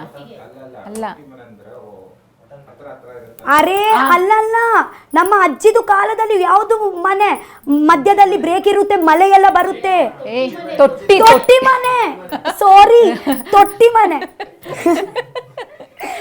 ಹಾಗೆ ಎಲ್ಲ ತೊಟ್ಟಿ ಮನೆ ಇತ್ತಿ ಇವರು ಇರ್ತಾರಲ್ವಾ, ಹಿರಿಯರು ಎಲ್ಲರೂ, ವಯಸ್ಸವರು ಹಿರಿಯರು, ಅಂದ್ರೆ ಯಾರಿಗೆ ಹೀಗೆ ಮನೆ ಎಲ್ಲ ಇರಲ್ಲ, ಅವರು ಆ ಮನೆಯಲ್ಲಿ ಇರಬೇಕು. ಓಕೆನಾ? ವೃದ್ಧಾಶ್ರಮ ತರ ತಾವು ಹೇಳ್ತಾ ಬಟ್ ಟೋಟಲಿ ವೃದ್ಧಾಶ್ರಮ ಇದೆ ಮಾಡಬೇಡಿ, ಯಾಕೆಂದ್ರೆ ಅದೆಲ್ಲ ಅಲಾವ್ ನನಗೆ ಸಿಗಲ್ಲ. ಅದೆಲ್ಲ ದೊಡ್ಡ ಇದೆಲ್ಲ ಬೇಕು, ಸರ್ಟಿಫಿಕೇಟ್ ಎಲ್ಲ. ಬಟ್ ಎಂತ ನಾನು ಪ್ಲಾನ್ ಮಾಡ್ಬೋದಂದ್ರೆ ಸೀಕ್ರೆಟ್ಲಿ ಅಲ್ಲ, ಬಟ್ ಸ್ವಲ್ಪ ಲೀಗಲಿ ಮನೆಯೆಲ್ಲ, ನನ್ನ ಮನೆ ಒಂದು ಇರುತ್ತೆ. ಮತ್ತು ಹಿರಿಯರು ಅವರು ಇದ್ದಾರಲ್ವ, ಯಾರಿಗೆ ಮನೆ ಇಲ್ಲ, ಯಾರು ಮಕ್ಕಳು ಬಿಟ್ಟೋಗಿದ್ದಾರೆ, ಅವರಿಗೆ ನಾನು ತಗೊಂಡು ಬರ್ತೀನಿ ಮನೆಯಲ್ಲಿ. ಓಕೆ, ಅವರು ಮನೆಯಲ್ಲಿ ಇರಬೇಕು, ನಾನು ಕೂಡ ಆ ಮನೆಯಲ್ಲಿ ಇರ್ತೀನಿ. ನಾನು ಅಂದರೆ ಅಲ್ಲಿ ಹೇಗೆ ಇರುತ್ತೆ ಅಂದರೆ, ಅವ್ರಿಗೆ ಹಾಗೆಲ್ಲ ಮನೆಯಲ್ಲಿಯೇ ಕುತ್ಕೊಳ್ತಾರೆ ಅಂತ ಇಲ್ಲ. ಆ ಗದ್ದೆದಲ್ಲಿ ನಾನು ಒಂದು 10-12 ಹಸು ಆಗಲಿ, ಒಂದು ಎಂತೆಂಥ ಒಂದು ಕೆಲಸ, ಯಾಕೆಂದರೆ ನಮ್ಮ ಬಾಡಿ ಉಂಟಲ್ವಾ, ಕೆಲಸ ಮಾಡ್ತಾ ಇದ್ದರೆ, ಆ್ಯಕ್ಟಿವ್ ಇದ್ದರೆ ನಾವು ತುಂಬ ವರ್ಷ ಬದುಕುದು. ಸೊ ಅವರಿಗೆ ಕೂಡ ಒಂದು ಕೆಲಸ ಮಾಡುವ ಹಾಗೆ ಆಗುತ್ತೆ, ಆ್ಯಕ್ಟಿವ್ನೆಸ್ ಎಲ್ಲ ಇರುತ್ತೆ, ಕೆಲಸ ಮಾಡ್ತಾರೆ, ಊಟ ಕೂಡ ಫುಲ್ ಇರುತ್ತೆ, ನಾನ್ ವೆಜ್ ಫುಲ್ ಊಟ ಇರುತ್ತೆ. ಆ್ಯಂಡ್ ಅಲ್ಲಿಯೇ ನಾನು ವ್ಲಾಗಿಂಗ್ ಮಾಡ್ತೀನಿ ಅವರ ಜೊತೆಗೇನೆ. ಸೊ ನೋಡಿ, ನನಗೆ ಹಿರಿಯರು ಇಷ್ಟ ಫಸ್ಟ್ ಮಾತಾಡಲಿಕ್ಕೆ. ಸೊ ನನಗೆ ಮಾತಾಡಲಿಕ್ಕೆ ಕೂಡ ತುಂಬ ಜನ ಇರ್ತಾರೆ. ಸೊ ಹಾಗೆ ಒಂದು ನನ್ನ ಇದೇ ಪ್ಲ್ಯಾನ್ ಉಂಟು.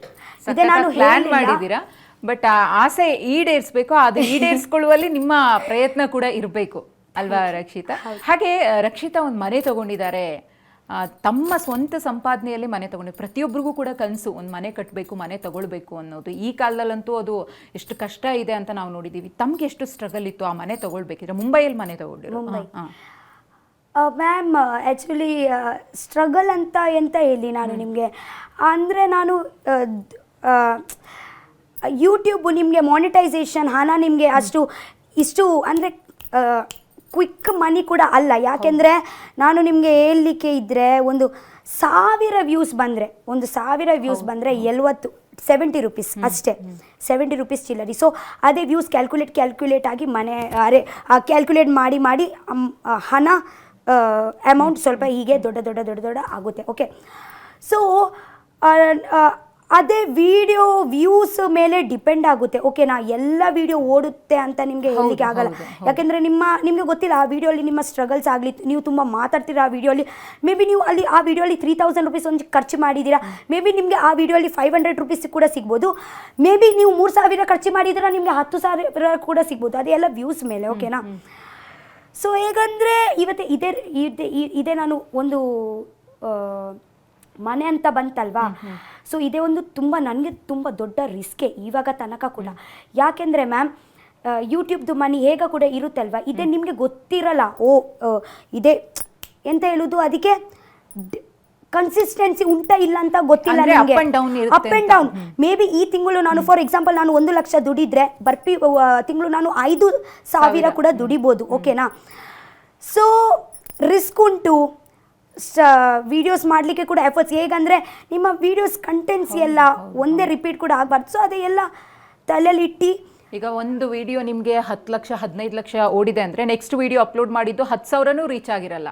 ಸೊ ಆ ಥರ ಇರುತ್ತೆ. ಹಾಂ, ಸೊ ನಿಮ್ಮ ಆ್ಯಕ್ಚುಲಿ ಕ್ವಶನ್ ಬೇರೆ ಇತ್ತು, ನಾನು ಉತ್ತರ ಬೇರೆ ಕೊಡ್ತಾ ಇದ್ದೀನಿ. ಸ್ಟ್ರಗಲ್ ಅಲ್ಲಿ ಹೇಗೆ ಇತ್ತು ಅಂದರೆ, ನಾನು ಆ್ಯಕ್ಚುಲಿ ಹಾಗೆ ಜಾಸ್ತಿ ಅಂತ ಇಲ್ಲ, ನಾನು ಸ್ವಲ್ಪ ಸ್ವಲ್ಪ ಸೇವಿಂಗ್ ಮಾಡಿ ಫಂಡ್ ಎಲ್ಲ ಕಟ್ತಾ ಇದ್ದೀನಿ. ಅಂದರೆ ಲೋನ್ ತಗೊಂಡು ಕೇಳಿ ಫಸ್ಟ್ ಡೌನ್ ಪೇಮೆಂಟ್ ಹೇಳ್ತೀನಿ, ಫಂಡ್ ಎಲ್ಲ ಕಟ್ತಾ ಇದ್ದೀನಿ, ಸೇವಿಂಗ್ ಎಲ್ಲ. ನಾನು ಆ್ಯಕ್ಚುಲಿ ಇದಕ್ಕೆ ಎಲ್ಲ ಖರ್ಚು ಮಾಡೋದು ಸ್ವಲ್ಪ ಕಮ್ಮಿ, ಬಟ್ಟೆಗೆ. ಹಾಂ, ಸೊ ಅದಕ್ಕೆ ಎಲ್ಲ ನಾನು ಸ್ವಲ್ಪ ತಿನ್ನಲಿಕ್ಕೆ ಖರ್ಚು ಮಾಡ್ತೀನಿ. ಮತ್ತು ನನ್ನ ಒಂದು ಊರಲ್ಲಿ 2 ಮನೆ ಉಂಟು. ಊರಂದರೆ ನನ್ನ ಅಜ್ಜಿ ಮನೆಯಲ್ಲಿ 2 ಮನೆ ಉಂಟು. ಸೊ ಅದರಲ್ಲಿ ನೀವು ಹೇಗ ಕೂಡ ಇರಲಿ, ಒಂದು ಜಾಯಿಂಟಲ್ಲಿ ಒಂದು ನಮ್ಮ ಲೋವರ್ ಮಿಡಲ್ ಕ್ಲಾಸ್ ಅವರಿಗೆ ಸೇವಿಂಗ್ ಮಾಡಲಿಕ್ಕೆ ಅಷ್ಟು ಈಸಿ ಇಲ್ಲ. ಯಾಕೆಂದರೆ ಇರ್ತಾರೆ ಮಾಮಿ ಆಗಲಿ, ಸಂಪಾದನೆ ಮಾಡ್ತೀರಿ, ಆ ಕಡೆ ಖರ್ಚಾಗುತ್ತೆ, ಹಾಗೇನೆ ಖರ್ಚಾಗುತ್ತೆ. ಬಟ್ ನನಗೆ ತುಂಬ ನೆಮ್ಮದಿಗೆ ಆಗುತ್ತೆ. ಅಂದರೆ ಎಲ್ಲೋ ಕಡೆ ಇವತ್ತೆ ಫಾರ್ ಎಕ್ಸಾಂಪಲ್ ನನ್ನ ಹಣ ಎಲ್ಲೋ ಕಡೆ ಒಂದು ಅದೇ ಎಲ್ಲಕ್ಕೆ ಎಲ್ಲ ಯೂಸ್ ಆಗುತ್ತೆ ಅಲ್ವಾ, ಅದೇ ನನಗೆ ಸಂವೇರ್ ಅದೇ ಸ್ಯಾಟಿಸ್ಫೈ ಆಗುತ್ತೆ. ಅದೇ ಒಂದು ಖುಷಿ, ಅದೇ ಒಂದು ಬೇರೆ ಖುಷಿ. ಅದೇ ನಿಮಗೆ ಗೊತ್ತುಂಟಲ್ವಾ, ಇವತ್ತು ಎಲ್ಲ ನನಗೆ ಇಲ್ಲಿ ಹೇಳಲಿಕ್ಕೆ ಆಗಲ್ಲ, ಬಟ್ ಅಲ್ಲಿ ಇಲ್ಲಿ ಹಾಕಿ ನೀವು ನೋಡಿದ್ರೆ ಅವರಿಗೆ ಬೇರೆಯವರ ಮುಖದಲ್ಲಿ ಒಂದು ಬಂದರೆ, ಓ ನೆಕ್ಸ್ಟ್ ಟೈಮ್ ನೀವು ಅಲ್ಲಿ ಅವರ ಮನೆಯಲ್ಲಿ ಹೋಗಿ ರಕ್ಷಿತ ಬಾ ಮನೆಗೆ, ಒಂದು ಅವರ ಮುಖ ನೋಡಿ ನಿಮಗೆ ಗೊತ್ತಾಗುತ್ತೆ. ಓ ಅದಕ್ಕೋಸ್ಕರ ನೀವು ಅಂದರೆ it is very important. Okay, so ನಾನು ಇಷ್ಟು ದುಡಿದು ಬಂದಿದ್ದೀನಲ್ವ, ಎಲ್ಲೆಲ್ಲೋ ವೇಸ್ಟ್ ಆಗಲಿಲ್ಲ. ಸ್ವಲ್ಪ ಸ್ವಲ್ಪ ಸೇವ್ ಮಾಡಿ ನಾನು ಡೌನ್ ಪೇಮೆಂಟ್ ನಾನು ಫುಲ್ಲು ಯೂಟ್ಯೂಬಿಂದನೇ ಮಾಡಿದ್ದೀನಿ. ಡೌನ್ ಪೇಮೆಂಟ್ ಓಕೆ, ಮನೆ ತಗೊಳ್ಳ ನಂತರ ನೀವು ಒಂದು ಫಾರ್ ಎಕ್ಸಾಂಪಲ್ 15 ಲಕ್ಷ ಅನ್ಕೊಳ್ಳಿ ಡೌನ್ ಪೇಮೆಂಟ್ ಅಂತ. ಬಟ್ 15 ಲಕ್ಷ ಅನ್ಕೊಳ್ತೀರಾ, ಹೋಗ್ತೀರಾ, ಬಟ್ ಹೋದ ನಂತರನೇ ನಿಮಗೆ ಗೊತ್ತಾಗೋದು.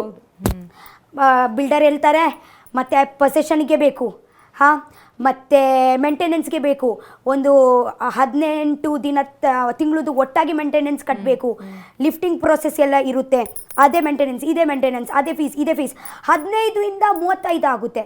ಸೊ ಆ ಟೈಮಲ್ಲಿ ಎಂತ ಆಗುತ್ತೆ ಅಂದರೆ ನಿಮಗೆ ರಪ ಕೈಯಲ್ಲಿ ದುಡ್ಡು ಬೇಕು, ಹಾಂ, ರಪ ಮಾಡಬೇಕು. ಸೊ ಎಂತಾಯಿತು ಅಂದರೆ, ನಾನು ಒಂದು ಸತಿ ಆ ಮನೆಗೆ ಪರ್ಚೇಸ್ ಮಾಡಲಿಕ್ಕೆ ಒಂದು ನಿರ್ಧಾರ ತೊಗೊಳಿದ್ದೀನಲ್ವ, ಅಲ್ಲಿಂದ ಸ್ವಲ್ಪ ಟೈಮು ನನಗೆ ಎಷ್ಟು ಇದ್ದಿದ್ದರೆ ಕಂಪ್ಲೀಟ್ ಆಗುವ ತನಕ ನನಗೆ ಹೇಗಾಯಿತು ಅಂದರೆ ಕಂಪ್ಲೀಟ್ ಆಗಬೇಕು, and it was not easy.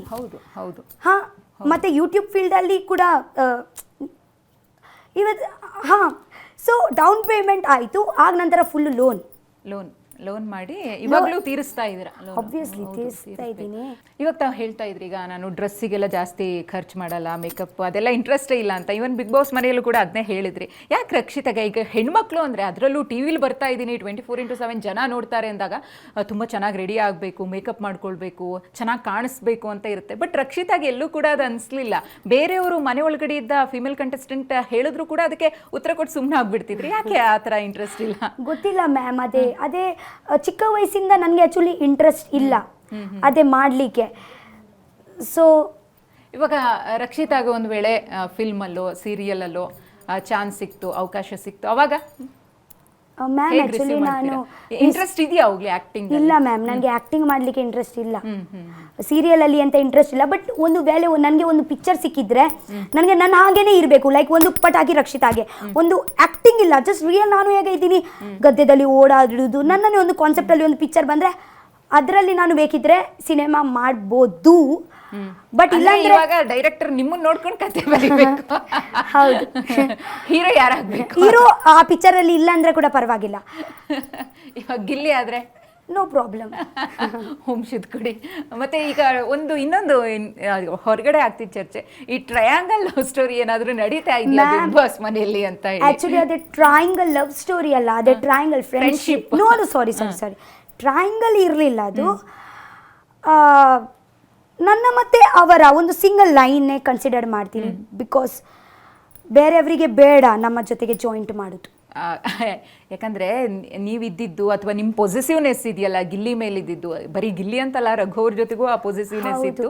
But ಜಾಸ್ತಿ ಹೈಲೈಟ್ ಆಗಿ ಕಾಣಿಸಿದ್ದು ನೀವು ಕಾವ್ಯನ ಪದೇ ಪದೇ ನಾಮಿನೇಷನ್ಗೆ ತಗೊಳ್ತಾ ಇದ್ದಿದ್ದು. ಎಲ್ಲೋ ಒಂದು ಕಡೆ ಸುದೀಪ್ ಸರ್ ಕೂಡ ಅದನ್ನ ಹೇಳ್ತಾರೆ, ಕಾವ್ಯ ಏನಾದರೂ ಹೋಗ್ಬಿಟ್ರೆ ರಕ್ಷಿತಾ ಗಿಲ್ಲಿ ಪಕ್ಕ ಬಂದು ಕುತ್ಕೊಂಡು ಬಿಡ್ಬೋದು ಆ ಲೆವೆಲ್ಗೆ ಹೋಗಿ ಈ ಟ್ರಯಾಂಗಲ್ ಕಾನ್ಸೆಪ್ಟ್ ಬಂದ್ಬಿಡ್ತಾ ಆಚೆ. ಅದೇ ನನಗೆ ಗೊತ್ತಿಲ್ಲ. ಬಟ್ ನಿಮ್ಮ ಒಬ್ವಿಯಸ್ಲಿ ನೀವು ನಿಮ್ಮ ಜನ ಯಾರು ಇದ್ದಾರೆ, ನನಗೆ ಇರುವುದೇ ಅಲ್ಲಿ ಸ್ವಲ್ಪ ಜನ. ಒಬ್ವಿಯಸ್ಲಿ ನಮ್ಮ ಜೊತೆ ನಮ್ಮ ಜನರಿನ ನಮ್ಮ ಅಟೆನ್ಷನ್ ಒಬ್ವಿಯಸ್ಲಿ ಬೇಕೇ ಬೇಕಲ್ವಾ, ನಿಮ್ಗೆ ಬೇಡವಾ? ಹೌದು ಅದೇ ಅಂದ್ರೆ ಅದೇ ಒಬ್ವಿಯಸ್ಲಿ ಅದೇ ನ್ಯಾಚುರಲ್ ಫೀಲಿಂಗ್. ಬಿಟ್ಕೊಡಕ್ ಇಷ್ಟ ಇರ್ಲಿಲ್ಲ ಎಲ್ಲೂ? ಒಬ್ವಿಯಸ್ಲಿ ಇಲ್ಲ. ಅಂದ್ರೆ ನೀವು ಹೋಗೋ ಮಾತಾಡೋ, ಬೇಕಿದ್ರೆ ಮಾತಾಡೋ, ಬಟ್ ಇಲ್ಲಿ ಕೂಡ ಕುತ್ಕೊಳ್ಳೋ, ಇಲ್ಲಿ ಕೂಡ ಅಟೆನ್ಷನ್ ಕೊಡು ಅಷ್ಟೇ. ಎಸ್. ಈಗ ಮತ್ತೊಂದು ವಿಚಾರ ಏನಪ್ಪ ಅಂದರೆ, ನಿಮ್ಮ ತಂದೆ ತಾಯಿ ಬಹಳ ಖುಷಿಪಟ್ಟರು. ಈಗ ನೀವು ವಿನ್ನರ್ ತನಕ ಹೋಗಿ ರನ್ನರ್ ಆದ್ರಿ ಅಂದಾಗ ಒಂದು ಸ್ವಲ್ಪ ಎಲ್ಲೋ ಮನಸ್ಸಿಗೆ ಬೇಜಾರಿರುತ್ತೆ, ಅಳ್ತಾರೆ, ಅದನ್ನ ಎಕ್ಸ್ಪ್ರೆಸ್ ಮಾಡ್ತಾರೆ. ಬಟ್ ನಿಮ್ಮ ತಂದೆ ತಾಯಿ ಇರಬಹುದು, ನಿಮ್ಮ ಸಿಸ್ಟರ್ ಇರಬಹುದು, ಬಹಳ ಖುಷಿಪಟ್ಟರು ಅವರು. ನಾನು ನಿಮ್ಗೆ ಸತ್ಯ ಇಲ್ಲ, ಅವರಿಗೆ ಸ್ವಲ್ಪ ಕೂಡ ಹಂಗೆ ಎಂತ ನೋವು ಆಗ್ಲಿಲ್ಲ. ಅವರಿಗೆ ಗಿಲ್ಲಿ ಕೂಡ ವಿನ್ ಆಗಿದ್ರೆ ನಾನು ಅಲ್ಲಿಂದ ನೋಡ್ತಾ ಇದ್ದೀನಿ, ಅವರು ಅಂದ್ರೆ ಅವರು ಆಗ್ಲಿ ನಾನಾಗ್ಲಿ ಎಂತ ಡಿಫ್ರೆನ್ಸ್ ಇರಲಿಲ್ಲ ಮ್ಯಾಮ್. ಓಕೆನಾ? ಬಿಕಾಸ್ ನನ್ನ ಅಮ್ಮ ಹೇಳಿದ್ರು ಗೊತ್ತುಂಟು, ಅವರಿಗೆ ಕೂಡ ನೋಡುವಾಗ ರಕ್ಷಿತಾನೇ ನೋಡ್ತಾರೆ ಅಂತ ಅನಿಸುತ್ತೆ. ನನ್ನ ಮಗಳು ಹಾಗೇನೆ, ಅಂದರೆ ಅವ್ರಿಗೆ ನೋಡುವಾಗ ಕೂಡ ಅವರು ರಕ್ಷಿತಾ ಹಾಗೇನೆ ಅಂತ ನನ್ನ ಅಮ್ಮ ಹೇಳಿದ್ರು. ಓಕೆ, ಸೊ ಯಾರು ವಿನ್ ಆಗಲಿ ಡಸಂಟ್ ಮ್ಯಾಟರ್. ಯಾಕಂದ್ರೆ ಗಿಲ್ಲಿ ರಕ್ಷಿತಾ ಅಂದ್ರೆ ಗಿಲ್ಲಿ ಅವರು ಕೂಡ ಹೇಳಿದ್ರು, ನನ್ನನ್ನ ರಕ್ಷಿತನಲ್ಲಿ ನಾನು ಕಂಡುಕೊಳ್ತೀನಿ ಅಂತ. ಯಾಕಂದ್ರೆ ಕ್ವಾಲಿಟೀಸ್ ರಕ್ಷಿತಾ ಅಲ್ಲಿ ಇದೆ, ನನ್ನ ಹತ್ರ ಏನಿದೆಯೋ ಅದೇ. ಹಾಗೇನೆ ನೀವು ಕೂಡ ಗಿಲ್ಲಿಯಲ್ಲಿರುವಂತಹ ಕ್ವಾಲಿಟೀಸ್ ನನ್ನ ಬಳಿ ಕೂಡ ಇದೆ. ಅಂದ್ರೆ ಇಬ್ರಿಗೂ ಕೂಡ ಪರ್ಫೆಕ್ಟ್ ಮ್ಯಾಚ್ ಆಯ್ತಾ ಅಂತ ಅಲ್ಲಿ ಆ ವೈಬ್ ಅಂತ ಹೇಳ್ತಾ ಇದ್ರಲ್ಲ ತಾವು, ಸಖತ್ತಾಗಿ ಮ್ಯಾಚ್ ಆಗಿದೆ ವೈಬ್. ಮ್ಯಾಚ್ ಆಯಿತು and it was like Tom and Jerry. ಗೊತ್ತಾಯ್ತಾ? ಅವರು ಬೇಕಿದ್ರೆ ನನಗೆ ಇದೇ ಮಾಡಿ ಕಚ್ಚಿ ತಿನ್ಬೋದಿತ್ತು, ಬಟ್ ಆದರೂ ಕೂಡ ಅವರು ಮನೆಯಲ್ಲಿ ಟಾಮಿಗೆ ಜೆರಿ ಬೇಕು ಆ್ಯಂಡ್ ಜೆರಿಗೆ ಟಾಮ್ ಬೇಕು. ಬಟ್ ಎಷ್ಟೋ ಸಲ ನಿಮ್ಮನ್ನ ತಳ್ಳೋದಿರಬಹುದು, ಆ ವಿಡಿಯೋಸ್ ಎಲ್ಲ ನೋಡಿದಾಗ. ನನಗೆ ಸತ್ಯ, ನನಗೆ ಅವರು ನಿಮಗೆ ಅಷ್ಟೇ ಕಾಣಿಸ್ತಲ್ವಾ, ಅವರು ಇಲ್ಲಾಂದ್ರೆ 24 ಗಂಟೆಯಲ್ಲಿ ಎಷ್ಟು ಸತಿ ಮಾಡ್ತಾರೆ. ನಾನು ಎಂತ ಅನ್ಕೊಂಡಿದ್ದೀನಿ, ಬಿಗ್ ಬಾಸ್ ಇದೆಲ್ಲ ತೋರ್ಸಲ್ಲ, ಕಟ್ ಮಾಡ್ತಾರೆ ಅಂತ. ಒಬ್ಬ ದೇವರ, ಹೌದು, ನಾನು ಫುಲ್ಲು ಅಲ್ಲಿ ಮೊಬೈಲ್ ಅಲ್ಲಿ ನೋಡುವಾಗ ಅದೇ ಎಷ್ಟು ನನಗೆ ನೋವಾಯ್ತು ಗೊತ್ತುಂಟಾ. ನಿಮ್ ಜಾಗದಲ್ಲಿ ಬೇರೆ ಯಾರಾದ್ರೂ ಇದ್ದಿದ್ರೆ ಅದು ದೊಡ್ಡ ಇಶ್ಯೂ ಆಗ್ತಿತ್ತ ಅಂತ ನೀವು ಆಗಿದ್ದಕ್ಕೆ ಸುಮ್ಮನೆ ಆದ್ರಿ. ಅಂದ್ರೆ ಆ ಬಾಂಡಿಂಗ್ ಇತ್ತಲ್ಲ, ನನಗೆ ಆಕ್ಚುಲಿ ಅವರು ಹೊಡಿತಾ ಇದ್ರು ಅಂದ್ರೆ ನನಗೆ ಖುಷಿ ಆಗ್ತಾ ಇತ್ತು. ಅಂದ್ರೆ ನನಗೆ ಎಂತ ಬೇಜಾರು ಆಗ್ತಾ ಇರ್ಲಿಲ್ಲ. Like I was enjoying. Okay, like ನಾನು ಕೂಡ ಅಷ್ಟೇ ಕೊಡ್ತಾ ಇದ್ದೀನಿ ಅವರಿಗೆ, ಅವರು ಕೂಡ ಅಷ್ಟೇ. ಬಟ್ ಅವರು ಜಾಸ್ತಿ ಕೊಟ್ಟರು. ಅಂದ್ರೆ ಆ ಗೆಳೆತನದಲ್ಲಿ ನೀವು ಕೊಟ್ಟಿರ್ತೀರಲ್ಲ ಸಲುಗೆ, ಅದು ನಿಮ್ಗೆ ರಾಂಗ್ ಅಂತ ಅನ್ಸಿಲ್ಲ? ಬಿಲ್ಕುಲ್ ರಾಂಗ್ ಅಲ್ಲ ಅನ್ಸ್ಲಿಲ್ಲ ನಾನು. ಮತ್ತೆ ಎಷ್ಟೋ ಸಲ ನೀವು ಗಿಲ್ಲಿಗೆ ಸಪೋರ್ಟಿವ್ ಆಗಿ ನಿಂತ್ಕೊಂಡಿದ್ರಿ, ಜಗಳಗಳಾದಾಗ ಅಥವಾ ಬೇರೆ ರೀತಿ ಅವರ ವಿರುದ್ಧ ಒಂದಷ್ಟು ವರ್ಡ್ಸ್ ಬಂದಾಗ ಗಿಲ್ಲಿಗೆ ಫುಲ್ ಸಪೋರ್ಟ್ ಮಾಡ್ತಾ ಇದ್ರಿ ತಾವು. ಅದೇ ನನಗೆ ಗೊತ್ತಿಲ್ಲ. ನಿಮ್ಗೆ ನೋಡಿದ್ರೆ ಗೊತ್ತಾಗುತ್ತೆ. ಈಗ ಆಚೆ ಒಂದ್ಸಲ ಎಲ್ಲ ಹಳೆ ಎಪಿಸೋಡ್ಸ್ ನಾನು ಒಂದು ಎಪಿಸೋಡ್ ನೋಡ್ಲಿಲ್ಲ. ನನಗೆ ನನ್ನನೇ ಮುಖ ನೋಡಿ ನನ್ನ ಸ್ವರ ಕೇಳಿ ಅಯ್ಯೋ ದೇವರೇ, ಇವತ್ತೇ ನಾನು ಅದು ಹೆಂಗ್ ಅನ್ಸ್ಬೋದು ರಕ್ಷಿತಾ ನಿಮ್ಗೆ? ಇಲ್ಲ, ನನಗೆ ನೋಡ್ಲಿಕ್ಕೆ ಇಲ್ಲ. ನನಗೆ ನಾನು ನೋಡುದೇ ಇಲ್ಲ. ನಾನು ರೀಲ್ಸ್ ಅಲ್ಲಿಯೇ ಬೇಕಿದ್ರೆ ನನ್ನ ಚಿಕ್ಕ ಚಿಕ್ಕ ಕ್ಲಿಪ್ಸ್ ನೋಡ್ತೀನಿ, ಬಟ್ ಎಪಿಸೋಡ್ ನಾನು ನೋಡಿ. ಇವಾಗ ಮನೆಯಿಂದ ಹೊರ ಬಂದ್ಮೇಲೆ ನೋಡಿದ್ರೆ ಯಾವ್ದಾದ್ರು ರೀಲ್ಸ್ ಅಲ್ಲಿ? ಹೌದು, ಸ್ವಲ್ಪ ಸ್ವಲ್ಪ ನೋಡಿದ್ದೀನಿ. ನನ್ನ ಯಾವ ತುಂಬಾ ಇಷ್ಟ ಆಯ್ತು ನಿಮ್ಗೆ? ಅಂದ್ರೆ ಸದ್ಯಕ್ಕೆ ನೀವು ನೋಡಿದ ರೀಲ್ಸ್ ಅಲ್ಲಿ ಯಾವುದು? ಆಕ್ಚುಲಿ ಜಾಸ್ತಿ ನಾನು ನೋಡ್ಲಿಲ್ಲ. ಮುನ್ನೆನೆ ನಾನು ಬಿಗ್ ಬಾಸ್ ಮನೆಯಿಂದ ಬಂದಿದ್ದೀನಿ. ನಿನ್ನೆ ನಾನು ಒಂದು 14-15 ಇಂಟರ್ವ್ಯೂಸ್ ಕೊಟ್ಟಿದ್ದೀನಿ. ನನ್ನ ನೋಡಿ ಇದಕ್ಕೆ ಅಂತ ಹೇಳುದು, ಧ್ವನಿ ಹೋಗಿದೆ. ಇದಕ್ಕೆ ಅಂತ ಕೆಕ್ಕಿಲ್ಲ, ಕಿರಿಕಿರಿ ಆಗ್ತಿದೆ. ಇಲ್ಲ, ಗಂಟಲ್, ನನ್ನ ಗಂಟಲಲ್ಲಿ ಸ್ವರ ಆಕ್ಚುಲಿ ಇದೆ ನನ್ನ ಸೌಂಡ್ ಅಲ್ಲ, ನನ್ನ ಸೌಂಡ್ ಬೇರೆ ಇದೆ. ಆಕ್ಚುಲಿ ಇಂಟರ್ವ್ಯೂ ಕೊಟ್ಟಿ ಗಂಟಲ್ ಹೋಗಿದೆ. ಇವಾಗ ಅದನ್ನ ಸರಿ ಮಾಡ್ಕೊಳಕ್ಕೆ ಏನ್ ಮಾಡ್ಬೇಕಂತಿದ್ರೆ? ಸುಮ್ಮನೆ ಇದ್ಬಿಡ್ಬೇಕಂತಿದ್ರೆ? ಇವತ್ತು ಟುಡೇ ನಾನು ಹೋಗ್ತೀನಿ ಉಡುಪಿ, ಇವತ್ತೇ ಲಾಸ್ಟ್ ಇಂಟರ್ವ್ಯೂ ಇದೆ. ಇನ್ನು ಈಗ ಗಿಲ್ಲಿ ಗೆದ್ದಾದ್ಮೇಲೆ ಗಿಲ್ಲಿನ ಬಡವ ಅಂತ ಗೆಲ್ಸಿದ್ರು, ಬಡತನದ ಅಂದ್ರೆ ಪೂರ್ ಅಂತ, ಅವನ ಹತ್ರ ಏನು ಇಲ್ಲ, ಆ ತರ ಕಾನ್ಸೆಪ್ಟ್ಗಳಲ್ಲಿ ಚರ್ಚೆ ಆಗ್ತಿದೆ. ನಿಮ್ಗೆ ಹಂಗ ಅನ್ಸುತ್ತಾ ಬಡವ ಅಂತ ಹೇಳಿ ಗಿಲ್ಲಿನ ಗೆಲ್ಸಿದ್ರು ಅಂತ ಹೇಳಿ? ನೋ, ಅದೇ ಎಲ್ಲ ಹೇಳಿ ಗೆಲ್ಲಿಲ್ಲ, ಅವರು ಡಿಸರ್ವ್ ಆಗ್ತಾರೆ. ಮತ್ತೆ ಟ್ಯಾಲೆಂಟ್ ಇಂದ ಗೆದ್ರು ಅನ್ನೋದಾ? ಟ್ಯಾಲೆಂಟ್ ಅಂದ್ರೆ ಅರೆ, ನಾನು ಇವತ್ತೇ ನಿಮ್ಗೆ ಎಂತ ಹೇಳ್ತಾ ಇದ್ದೀನಿ, ಅವರ ಬಾಯಿಂದ ಗೆದ್ರು, ಅವರ ಬಾಯನ್ ಮನಸ್ಸಿಂದ ಗೆದ್ರು ಆ ವ್ಯಕ್ತಿತ್ವದ ಆಟದಲ್ಲಿ ಒಬ್ವಿಯಸ್ಲಿ ಈ ಡಿಸರ್ವ್ಸ್. ಯಾಕೆಂದ್ರೆ ಇವಾಗ ನೀವು ಹೇಳ್ತಾ ಇದ್ರಿ ಮನೆಯಿಂದ ಬಂದು ನಾನು ಇನ್ನೂ ಅಷ್ಟು ಇಂಟರ್ವ್ಯೂಸ್ ನೋಡಿಲ್ಲ ಬೇರೆ ಕಂಟೆಸ್ಟೆಂಟ್ಸ್ ಎಲ್ಲ ಅಂತ. ಅಶ್ವಿನಿ ಅವರೇ ಹೇಳಿದ್ದು ಅವ್ನು ಬಡವ ಅಂತ ಗೆಲ್ಸಿದ್ದಾರೆ ಅಥವಾ ಅವನು ಬಡವ ಅಂತ ನಟನೆ ಮಾಡ್ಕೊಂಡು ಗೆದ್ದಿದ್ದಾನೆ ಅಂತ ಹೇಳಿ. ಬಟ್ ಇದು ಸ್ಟೇಟ್ಮೆಂಟ್ ಇದೆಯಲ್ಲ ಏನು ಕೊಡುತ್ತೆ ಅಂತ ಮೆಸೇಜ್? ನಾನು ನಿಮಗೆ ಹೇಳ ಇದೇ ಎಲ್ಲ ನಾನು ಅವರು ಹಾಗೆ ಹೇಳಿದ್ರಾ? ಹೌದು, ಅಶ್ವಿನಿ ಅವರು ಹೇಳಿದ್ದಾರೆ, ನಿನ್ನೆ ಅಷ್ಟೇ ಹೇಳಿದ್ದಾರೆ. ಅದೇ ಹೇಳುದಲ್ವಾ, ನೋಡಿ ಎಲ್ಲರಿಗೆ ಬೇರೆ ಬೇರೆ ಪರ್ಸೆಪ್ಷನ್ ಇರುತ್ತೆ. ಹೇಳುವ ಅವರು ಹೇಳಿ ಪರವಾಗಿಲ್ಲ, ನಮ್ಗೆ ಎಂತ ಮ್ಯಾಟರ್ ಆಗಲ್ಲ, ಗಿಲಿಗೆ ಕೂಡ ಎಂತ ಮ್ಯಾಟರ್ ಆಗಲ್ಲ, ನಾನು ಕೂಡ ಕೇರ್ ಮಾಡಲ್ಲ, ಅವರು ಕೂಡ ಕೇರ್ ಮಾಡಲ್ಲ, ಅಷ್ಟೇ ಹೇಳ್ತಾ ಇರ್ಲಿ ಪರವಾಗಿಲ್ಲ. ಇವಾಗ ಫಸ್ಟ್ ಮನೆಯಿಂದ ಹೊರಗಡೆ ಬಂದ ಮೇಲೆ ಯಾರಿಗೆ ಕಾಲ್ ಮಾಡಿದ್ರು ರಕ್ಷಿತಾ, ಅಥವಾ ನಿಮ್ಗೆ ಯಾರು ಕಾಲ್ ಮಾಡಿದ್ರು ಫಸ್ಟ್? ನನಗೆ ಮಲ್ಲಮ್ಮ ಕಾಲ್ ಮಾಡಿದ್ರು, ರಘುವಣ್ಣ. ಯಾರ ಮನೆಗಾದ್ರೂ ಹೋದ್ರ? ಇವಾಗ ನಾನು ಫಸ್ಟ್ ನನ್ನ ಊರಿಗೆ ಹೋಗಿ ಬರ್ತೀನಿ, ಆಗ ನಂತರ ಒಂದೊಂದು ರೌಂಡ್ ಮಾಡ್ತೀನಿ. ರಕ್ಷಿತಾ, ಈಗ ರ್ಯಾಪಿಡ್ ಫೈರ್ ತರ ನಾನು ಒಬ್ಬೊಬ್ರದೇ ಕಂಟೆಸ್ಟೆಂಟ್ ಹೆಸರು ಹೇಳ್ತೀನಿ, ನಿಮ್ಗೆ ಏನ್ ಅನ್ಸುತ್ತೆ ಒನ್ ವರ್ಡ್ ಅಲ್ಲಿ ಹೇಳ್ಬಿಡಿ, ನೀವು ಕಂಡಂತೆ ಅಂತ, ನೀವು ನೋಡಿದ ರೀತಿ ಅವ್ರು ಹೇಗೆ ಅಂತ. ಕರಿಬಸಪ್ಪ. ಅವರು ಒಳ್ಳೆ ಇದ್ದಾರೆ ಮ್ಯಾಮ್. ಅಂದ್ರೆ ಅವ್ರ ಜೊತೆಗೆ ನಾನು ಜಾಸ್ತಿ ಟೈಮ್ ಸ್ಪೆಂಡ್ ಮಾಡಲಿಲ್ಲ, ಬಟ್ ಒಂದು ಪಾಸಿಟಿವ್ ಮಾತು ಹೇಳಿ ಹೋದ್ರು, ನೀವು ಫಿನಾಲೆ ತನಕ ಇರ್ತೀಯ ಅಂತ ಹೇಳಿದ್ರು. ಇನ್ನು ಆರ್.ಜೆ. ಅಮಿತ್. ಅವರು ಆ್ಯಕ್ಚುಲಿ ಜಾಸ್ತಿ ನಾನು ಮಾತಾಡಲಿಲ್ಲ ಅವರ ಜೊತೆಗೆ. Okay. Doc Satish. Sir ma'am, actually ಅವರು ಒಳ್ಳೆಯವರು, ಅವರು ಬಡ ಓಕೆ, ಅವರು ಮೇ ಬಿ ಇದೆಲ್ಲ ಬ್ರ್ಯಾಂಡಿಂಗ್ ಎಲ್ಲ ಮಾಡ್ತಾರೆ, ಬಟ್ ಮನಸ್ಸಿಂದ ಒಳ್ಳೆಯವರು, ಪರವಾಗಿಲ್ಲ, ಒಳ್ಳೆಯವರು. ಓಕೆ. ಮಂಜು ಭಾಷಿಣಿ ಅವರು. ಒಂದು ಒಂದು ಅಮ್ಮ ತಾಯಿದು ಒಂದು ಗುಣ ಉಂಟು. ಅದು ಕೇಳಬೇಕು ಮಂಜು ಭಾಷಿಣಿ ಅವ್ರ ವಿಚಾರದಲ್ಲಿ. ಅದೇ ಇದು ಪ್ಯಾನ್ ತಗೊಂಡು ನಿಮ್ಮ ಮುಖಕ್ಕೆ ಹಾಕೋಕೆ ಬಂದಾಗ ಅದು ಟ್ರೋಲ್ ಆಯ್ತು, ಅದು ನೋಡಿದಿರ ಇಲ್ವಾಗ? ನೋಡಿದಿರಾ? ಇನ್ನೂ ನೋಡಿಲ್ಲ. ಅದು ನೋಡಿ, ಅದು ಸಾಂಗ್ ಕ್ರಿಯೇಟ್ ಆಗಿದೆ, ಅದು ರ್ಯಾಪ್ ಸಾಂಗ್ ಆಗ್ಬಿಟ್ಟಿದೆ. ಅದು ನೋಡಿದ್ರೆ ನಿಮ್ಗೆ ಖುಷಿ ಆಗುತ್ತೆ. ನಾನೀಗ ಹೇಳೋದಕ್ಕಿಂತ ನೀವು ನೋಡಿದ್ರೆ ಚಂದ ಇರುತ್ತೆ. ಅದು ಇದು ಮುಗಿಸ್ಕೊಂಡು ಹೋಗಿ ನೋಡಿ ಅದು. ಓಕೆನಾ? ಇನ್ನು ಅಶ್ವಿನಿ. ಆ್ಯಶ್ ನನಗೆ ಅವರ ಜೊತೆಗೆ ನಾನು ಜಾಸ್ತಿ ಮಾತಾಡಲೇ ಇಲ್ಲ. ಅವರು ಹೇಳ್ತಾ ಇದ್ರು, ರಕ್ಷಿತಾ ನೀವು ನನ್ನ ಜೊತೆಗೆ ಮಾತಾಡಿದ್ರೇ ಗೊತ್ತಾಗುತ್ತಲ್ವಾ ನಾನು ಹೇಗಂತ, ಬಟ್ ನನಗೆ ಅಷ್ಟು ನಾನು ಇಂಟ್ರೆಸ್ಟ್ ಇರಲಿಲ್ಲ. ಚಂದ್ರಪ್ರಭಾ. ಒಂದು ದೊಡ್ಡಪ್ಪ. ಓಕೆ. ಕಾಕ್ರೋಚ್ ಸುದಿ. ಅವರು ಗುಬ್ಬೆ ಅಲ್ಲ, ಅವ್ಲು. ಗೂಬೆ. ಯಾಕೆ ಗೂಬೆ ಅಂದ್ರೆ ಅವರು ಗೂಬೆ ಹಾಗೇನೆ ನೋಡುದು, ಒಬ್ಸರ್ವ್ ಮಾಡುದು, ಆಗ ನಂತರ ಅವರು ಒಂದು ಶಿಕಾರ್ ಮಾಡ್ಲಿಕ್ಕೆ ಹೋಗ್ತಾರೆ, ಒಂದು ಹಿಡ್ಕ್ಲಿಕ್ಕೆ ಹೋಗ್ತಾರೆ, ಹಿಡ್ಕೊಂಡ್ ಬಿಡ್ತಾರೆ ಹಾಗೆ. ಮಲ್ಲಮ್ಮ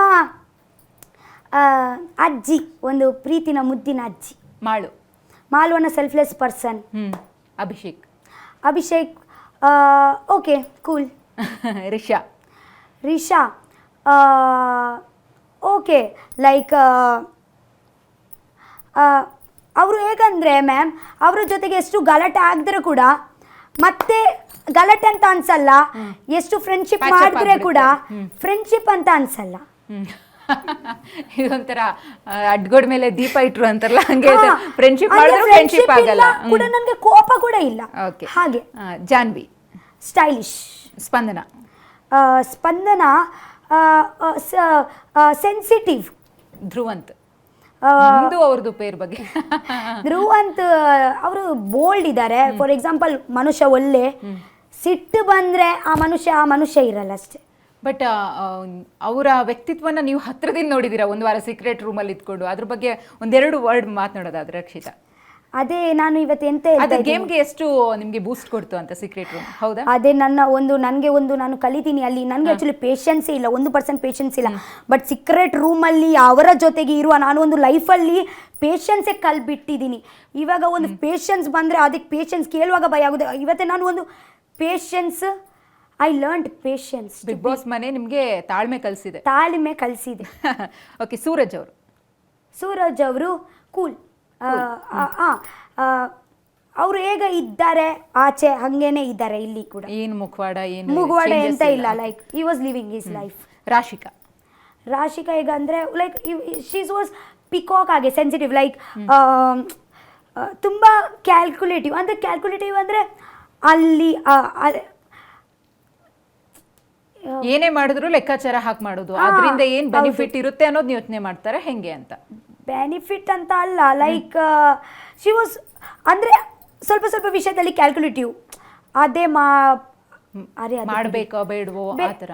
ಅದೇ ಕೂಡ ಸ್ಟೇಟ್ಮೆಂಟ್ ಕೊಡಲಿಕ್ಕೆ ಆಗಲ್ಲ ನನಗೆ.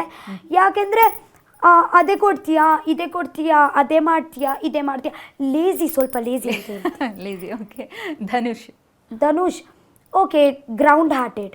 ರಘು ಅವರು ಕಾನ್ಫಿಡೆಂಟ್, ಅಂದರೆ ಅವರು ಒಂದು ಎಷ್ಟು ಜನಕ್ಕೆ ಒಂದು ಇನ್ಸ್ಪಿರೇಷನ್ ಅಂತ ಅನ್ಕೊಳ್ತೀನಿ. ಎಲ್ಲ ವಿಷಯಕ್ಕೆ ಮುಂಚೆ ಹೋಗ್ತಾರೆ, ನನಗೆ ಅಂತ ಆಗಲ್ಲ ಅಂತ ಹೇಳಲ್ಲ, ಹೋಗ್ತಾರೆ. ಕಾವ್ಯ ನನಗೆ ಆ್ಯಕ್ಚುಲಿ ಅವರ ವ್ಯಕ್ತಿತ್ವ ಎಂತ ಅಂತ ನನಗೆ 3 ತಿಂಗಳಿಂದ ಗೊತ್ತಿಲ್ಲ, ಅರ್ಥನೇ ಆಗಲಿಲ್ಲ. ನಿಮ್ಗೆ ಅವ್ರ ಅರ್ಥ ಆಗಲಿಲ್ಲ, ಅವ್ರು ನಿಮ್ಗೆ ಅರ್ಥ ಆಗಲಿಲ್ಲ, ಇದೇ ಕೊನೆಗೆ ಜನರಿಗೆ ಅರ್ಥ ಆಗಿದ್ದು. ಓಕೆ. ಅಶ್ವಿನಿ ಗೌಡ ಅವರಿಗೆ ತುಂಬ ಹಠ ಉಂಟು, ಒಂದು ಪ್ರೌಡ್, ಲೈಕ್ ಒಂದು ವುಮೆನ್, ಒಂದು strong women. Okay. Gilli lively, open hearted person, ಕಲ್ಮಶ ಇಲ್ಲ. ಓಕೆ. ಇನ್ನು ವೈಲ್ಡ್ ಕಾರ್ಡ್ ಅಲ್ಲಿ ಬಂದು ನಿಮ್ ಜೊತೆಗೆ ಇಬ್ರು ನನಗೆ ಇಷ್ಟ. ರಜತ್ ಅನ್ನ ಕೂಡ ತುಂಬಾ ಇಷ್ಟ. ಅವರು ಹೇಗಂದ್ರೆ ನಿಮ್ಗೆ ಅಂತ ಹೇಳಿದ್ರೆ ಫಾಸ್ಟ್ ಹೇಳ್ಬಿಡ್ತಾರೆ ನಿಮ್ಗೆ, ಅದಕ್ಕೆ ನನಗೆ ಅವರು ಇಷ್ಟ. ತುಂಬಾ ಬೋಲ್ಡ್ ಆಗಿದ್ದಾರೆ, ಯು ಡೋಂಟ್ ಕೇರ್. ಅವರಿಗೆ ಯಾರು ದೊಡ್ಡ ಇದೇ ಕೂಡ ಬರ್ಲಿ ತಲೆ ಕೆಡ್ಸ್ಕೊಳ್ಳಲ್ಲ. ಚೈತ್ರ ಕೂಡ ಅವರು ಸ್ವಲ್ಪ ನನ್ನ ಹಾಗೇನೆ ಬಡ ಬಡ ಬಡ ಬಡ ಬಡ ಹೇಳುದು, ಬಟ್ ಇಲ್ಲಿ ಇಲ್ಲ. ಹಾ. ಇನ್ನು ರಕ್ಷಿತಾ ನಾನು ಹೇಗಂದ್ರೆ ಪಟಾಕಿ ಹೇಗಂದ್ರೆ ಪಟಾಕಿ ನೋಡ್ಲಿಕ್ಕೆ ಹೀಗೇನೆ ಒಂದು ಚಂದ ಇರುತ್ತೆ, ಇನ್ನೋಸೆಂಟ್ ಇರ್ತಾರೆ. ಬಟ್ ಯಾರು ಬೆಂಕಿ ಹಾಕಿ ಹಚ್ಚಿದ್ರೆ ಅದು ಢಮ್ ಅಂತ ಸೌಂಡ್ ಆಗುತ್ತೆ, ಅಟಮ್ ಬಾಂಬ್ ಆಗ್ಬಿಡುತ್ತೆ. ಈಗ ನಿಮ್ಮಲ್ಲಿ ನೀವು ಒಂದು ಚೇಂಜಸ್ ತಂದ್ಕೊಳ್ಬೇಕು ಅಂದ್ರೆ ಏನ್ ತಂದ್ಕೊಳ್ತೀರಿ ರಕ್ಷಿತಾ ಬಿಗ್ ಬಾಸ್ ಮನೆಯಿಂದ? ಚೇಂಜಸ್ ಎಂತ ಅಂದ್ರೆ ನಮ್ಮ ಒಂದು ವ್ಯಕ್ತಿತ್ವ ಉಂಟಲ್ವಾ, ನಮ್ಮ ವ್ಯಕ್ತಿತ್ವ ನಮಗೆ ಎಷ್ಟು ಸಿಟ್ಟು ಬಂದರೆ ಕೂಡ, ಎಷ್ಟು ಒಂದು ಸಿಚುವೇಶನ್ ಇರುತ್ತೆ. ಓಕೆ, ನೀವು ಒಂದು ಸಿಚುವೇಶನಲ್ಲಿ ನನ್ನ ಆಪೋಸಿಟ್ ಅವರು ಎಂತ ಮಾಡ್ತಾರೆ, ನಾನು ಕೂಡ ಸೇಮ್ ಅದೇ ನಿಮ್ಮ ಹಾಗೇನೆ ಮಾಡಿದರೆ ನನ್ನಲ್ಲಿ ವ್ಯತ್ಯಾಸ ಇರಲ್ಲ. ಓಕೆನಾ? ಸೊ ಸಿಟ್ಟಲ್ಲಿ ನಾವು ವ್ಯಕ್ತಿತ್ವ ಕಲ್ಕೋಬಾರ್ದು. ಓಕೆ, ಎಂಥ ಪರಿಸ್ಥಿತಿ ಕೂಡ ಇದ್ದರೆ ನಮ್ಮ ವ್ಯಕ್ತಿತ್ವ ಹಿಂಗೇನೆ ಇರಬೇಕು ನಾವು. ಸೊ ಅದೇ ಒಂದು ಕರೀದೀನಿ. ಮತ್ತೆ ಪೇಷನ್ಸ್ಗೆ ಕನ್ನಡದಲ್ಲಿ ಅಂತ ಹೇಳ್ತಾರೆ ತಾಳ್ಮೆ ಕಲಿದೀನಿ. ರಕ್ಷಿತಾ, ಇನ್ನೊಂದು ಕ್ಲಾರಿಫಿಕೇಶನ್ ಬೇಕಿತ್ತು. ತುಂಬ ಜನ ನಿಮ್ಮದು ಯೂಟ್ಯೂಬ್ ವಿಡಿಯೋಸ್ ನೋಡಿ ನಂತರ ಯೂಟ್ಯೂಬಲ್ಲಿ ನೋಡಿದ್ದಕ್ಕೂ ಬಿಗ್ ಬಾಸಲ್ಲಿ ನೋಡ್ತಿರೋ ರಕ್ಷಿತಗೂ ತುಂಬ ವ್ಯತ್ಯಾಸ ಇದೆ ಅಂತ, ನಿಮ್ಮ ಡ್ರೆಸ್ಸಿಂಗ್ ಸೆನ್ಸಲ್ಲಿ. ಯಾಕಂದರೆ ನೀವು ವೆಸ್ಟರ್ನ್ ವೇರ್ ಮಾಡ್ತಾ ಇದ್ರಿ, ತುಂಬ ಚೆನ್ನಾಗಿ ಕಾಣಿಸ್ಕೊಳ್ತಾ ಇದ್ರಿ. ಆದರೆ ಬಿಗ್ ಬಾಸ್ ಮನೇಲಿ ಯಾಕೆ ರಕ್ಷಿತಾ ಆ ಥರ ರೆಡಿ ಆಗ್ತಿಲ್ಲ, ಆ ಥರ ಡ್ರೆಸ್ಗಳನ್ನೇ ಯಾಕೆ ಹಾಕಲಿಲ್ಲ? ಮತ್ತೆ ತುಂಬ ಒಳ್ಳೊಳ್ಳೆ ಡ್ರೆಸ್ ಬಂದ್ರೂ ಪಕ್ಕಕ್ಕೆ ಇಟ್ಬಿಟ್ಟು ಬರೀ ಹಾಕಿದ್ನೇ ಹಾಕಿ ಏನು ಪೋರ್ಟ್ರೇ ಮಾಡ್ತಾ ಇದ್ರು ಅಂತ ಕೇಳ್ತಿದ್ರು. ಇವತ್ತೇ ನಾನು ನಿಮಗೆ ಹೇಳ್ತೀನಿ, ನಾನು ಆ್ಯಕ್ಚುಲಿ ನೀವು ಆಲ್ಮೋಸ್ಟ್ ನೋಡಿದ್ದಿದ್ರೆ ನಾನು ಜಾಸ್ತಿ ನನ್ನ ವೆಸ್ಟರ್ನ್ ಎಲ್ಲ ಆಗಲಿ, ನಾನು ವೆಸ್ಟರ್ನ್ ಬಟ್ಟೆ ಹಾಕುವುದೇ ಇಲ್ಲ ಅಂತ ಹೇಳಿಲ್ಲ. ಒಂದು ಸತಿ ನಾನು ಬಿಗ್ ಬಾಸ್ ಮನೆಯಲ್ಲಿ ಕೂಡ ಹೇಳಿದ್ದೀನಿ, ಸ್ಪಂದನ ನನಗೆ ಯಾವಾಗ ಚಿಕ್ಕ ಡ್ರೆಸ್ ಹಾಕಲಿಕ್ಕೆ ಅನಿಸಿದ್ರೆ ನಾನು ಚಿಕ್ಕ ಡ್ರೆಸ್ ಹಾಕ್ತೀನಿ, ನಾನು ಜಸ್ಟ್ ದೊಡ್ಡನೇ ಡ್ರೆಸ್ ಹಾಕೋದು ಅಂತ ನಾನು ಎಲ್ಲೋ ಹೇಳಿಲ್ಲ. ಅಲ್ಲಿ ನಾನು ಯಾಕೆ ಹಾಕಲ್ಲ ಅಂದರೆ, ಚಿಕ್ಕ ಬಟ್ಟೆ ಯಾಕೆ ಹಾಕಲ್ಲ ಅಂದರೆ, ನಾನು ಕುತ್ಕೊಳ್ಳುವ ರೀತಿ ಉಂಟಲ್ವಾ ಅದೇ ಸರಿ ಇಲ್ಲ. ಓಕೆ, ನನಗೆ 2 ದಿವಸ ನಾನು ಹೇಳ್ಬೋದು, ಓಕೆ ಇಲ್ಲಿ ಕ್ಯಾಮೆರಾ ಉಂಟು ಅಂತ ನಾವು ತುಂಬ ಇದೇ ಇರ್ತೀವಿ. ಬಟ್ ಮ್ಯಾಮ್ ಆ ಮನೆಯಲ್ಲಿ ಎಷ್ಟು 100 ಜಾಸ್ತಿ ಕ್ಯಾಮೆರಾ ಉಂಟು. ಓಕೆನಾ? ಚಿಕ್ಕ ಬಟ್ಟೆ ಹಾಕಲಿಕ್ಕೆ ಎಂಥ ಪ್ರಾಬ್ಲಮ್ ಇಲ್ಲ. ಬಟ್ ನಾವು ಯಾವಾಗ ಎಂತ ಆಗುತ್ತೆ ಅಂತೆ, ನಾವು ಕುತ್ಕೊಳ್ತೀವಿ. ನಾನು ಹೇಗ ಕೂಡ ನಾನು ಕುತ್ಕೊಳ್ತೀವಿ, ಅದೆಲ್ಲ ತಲೆಯಲ್ಲಿ ಇರಲ್ಲ. ಕ್ಯಾಮ್ರಾ ನನಗೆ ನೋಡ್ತಾ ಉಂಟು, ನಾನು ಕಂಫರ್ಟೇಬಲಿ ಆಗಿ ಇರಲಿಕ್ಕೆ ಆಗಲ್ಲ. ಅದಕ್ಕೆ ನಾನು ಚಿಕ್ಕ ಬಟ್ಟೆ ಎಲ್ಲ ತನ್ನಲಿಲ್ಲ. ಇಲ್ಲಾಂದರೆ ನನ್ನ ವ್ಲಾಗ್ಸಲ್ಲಿ ನಾನು ಎಲ್ಲೇ ಹೋಗುವಾಗ, ಫಾರ್ ಬೀಚ್ ಎಲ್ಲ ಹೋಗುವಾಗಲಿ ನಾನು ಚಿಕ್ಕ ಬಟ್ಟೆ ಎಲ್ಲ ಹಾಕ್ತೀನಿ. ಮತ್ತು ನಾನು ನನ್ನ ಇದರಲ್ಲಿ ನೈಟಿ ಕೂಡ ಹಾಕ್ತೀನಿ. ಬಿಗ್ ಬಾಸ್ ಮನೆಯಲ್ಲಿ ನೈಟಿ ಹಾಕಿದ್ದೀನ? ಇಲ್ಲ. ನಾನು ಆಲ್ಮೋಸ್ಟ್ ನನ್ನ ವ್ಲಾಗಲ್ಲಿ ಎಷ್ಟು ಸತಿ ನಾನು ಒಂದು ಎಕ್ಸೆಲ್ ನೈಟಿ ನನಗೆ ತುಂಬ ಇಷ್ಟ. ಅಂದರೆ ಒಂದು ನೈಟಿ ಹಾಕ್ತೀನಿ, ಮೇಲಿಂದ ಒಂದು ಟೋವೆಲ್ ಉಂಟಲ್ವಾ ಹಿಂಗೆ ಕವರ್ ಮಾಡಲಿಕ್ಕೆ, ಟೋವೆಲ್ ಹಾಕ್ತೀನಿ. ಮತ್ತು ಅಡಿಗೆ ಎಲ್ಲ ಅಜ್ಜಿ ಜೊತೆಗೆ ಮಾಡ್ತೀನಿ, ಅದೆಲ್ಲ ಕೂಡ ವಿಡಿಯೋ ಉಂಟು. ನೈಟಿ ಕೂಡ ಹಾಕಲಿಲ್ಲ ನಾನು. ಸೊ ಅದೆಲ್ಲ ನನ್ನ ಸಿಸ್ಟರ್ ಬೇಡ ರಕ್ಷಿತಾ, ನಿನಗೆ ಕುತ್ಕೊಳ್ಳಿಕ್ಕೆ ಅಷ್ಟು ಚೆನ್ನಾಗಿ ಬರಲ್ಲ, ಸೊ ಪ್ಯಾಂಟ್ ಟಾಪೇ ತಗೊಂಡು ಹೋಗು. ಆ್ಯಂಡ್ ಜಾಸ್ತಿ ನಾನು ಹಾಕೋದು ಕಾಟನ್ ಎಲ್ಲ ಕಂಫರ್ಟೇಬಲ್ ಇರ್ತೀನಿ. ನನಗೆ ಹೇಗೆ ಗೊತ್ತುಂಟಾ, ಜಿಗ್ ಎಲ್ಲ ಅದೇ ಎಲ್ಲ ಇಷ್ಟೇ ಇರಲ್ಲ. ಮತ್ತೆ ನಾನು ನಿಮ್ಗೆ ಹೇಳ್ತೀನಿ, ನೀವು ನನ್ನ ಇನ್ಸ್ಟಾಗ್ರಾಮ್ ಅಲ್ಲಿ ನೋಡಿದ್ದೀರಲ್ವಾ, ಅದೇ ಜಸ್ಟ್ ಒಂದೊಂದು ನಿಮಿಷದಲ್ಲಿ ಒಂದು ನನಗೆ ರೀಲ್ ಶೂಟ್ ಮಾಡಲಿಕ್ಕೆ ಇರುತ್ತೆ, ಓಕೆನಾ. ಸೊ ರೀಲ್ ಅವರು ನನಗೆ ಪ್ರಮೋಟರ್ಸ್ ಎಲ್ಲ ಬರ್ತಾರೆ ಅಲ್ವಾ, ಅವರು ನನಗೆ ಸ್ವಲ್ಪ ಹಣ ಕೊಡುವಾಗ ನನ್ನ ಮೇಲೆ ಒಂದು ಎಕ್ಸ್ಪೆಕ್ಟೇಷನ್ ಇರ್ತಾರೆ, ರಕ್ಷಿತಾ ನಾನು ನಿಮಗೆ ಹಣ ಕೊಡ್ತಾ ಇದ್ದೀನಿ, ಹೇಗ ಕೂಡ ಮುಖ ಇಟ್ಟು ಹೇಗ ಕೂಡ ಬಟ್ಟೆ ಹಾಕಿ ನೀನು ಅಲ್ಲಿ ಬಂದು ನಿಲ್ದ್ರೆ ಅವರಿಗೆ ಸರಿ ಹೋಗಲ್ಲ. ಯಾಕೆಂದ್ರೆ ಅವರು ನನಗೆ ಪೇ ಮಾಡ್ತಾ ಇದ್ದಾರೆ ಅಂದರೆ ಅವರು ಎಂತ ನನ್ನಿಂದ ಎಕ್ಸ್ಪೆಕ್ಟೇಷನ್ ಮಾಡ್ತಾ ಇದ್ದಾರೆ. ಸೊ ನಾನು ಪರ್ಚೇಸ್ ಮಾಡ್ತೀನಿ ಜಸ್ಟ್ ಒಂದು ಪ್ರಮೋಷನ್ಗೋಸ್ಕರ, ಎಂತ ಕೂಡ ಆಗಲಿ, ಜಸ್ಟ್ ಒಂದು ವಿಡಿಯೋಗೋಸ್ಕರ, ಒಂದು ರೀಲ್ಸ್ಗೋಸ್ಕರ ನಾನು ಬಟ್ಟೆ ಎಲ್ಲ ಪರ್ಚೇಸ್ ಮಾಡ್ತೀನಿ, ಓಕೆನಾ. ಯಾಕೆಂದರೆ ಅವರು ಕೂಡ ಹೇಳ್ತಾರೆ ಒಂದು ಚೇಂಜಸ್ ಇರುತ್ತೆ. ಫಾರ್ ಒಂದು ಕ್ಲಿಪ್ಗೆ ನಾನು ಒಂದು ಇದೇ ಹಾಕಿದರೆ ಮತ್ತೊಂದು ಲುಕ್ಕಲ್ಲಿ ಬೇರೆ ಬಟ್ಟೆ ಹಾಕಬೇಕು.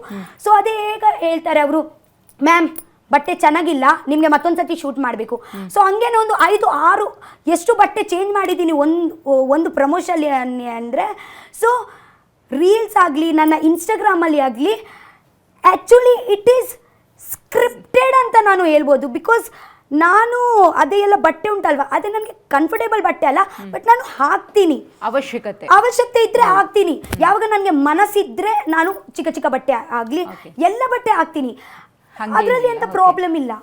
ಅದು ಏನು ಪ್ರಶ್ನೆ ಮಾಡ್ತಿದ್ರು ಅಥವಾ ಕೇಳ್ತಾ ಇದ್ರು ಅವ್ರಿಗೆ ಕ್ಲಾರಿಫಿಕೇಶನ್ ಸಿಕ್ಕಂಗೆ ಆಯ್ತು ಈಗ ರಕ್ಷಿತಾ ಕಡೆಯಿಂದ.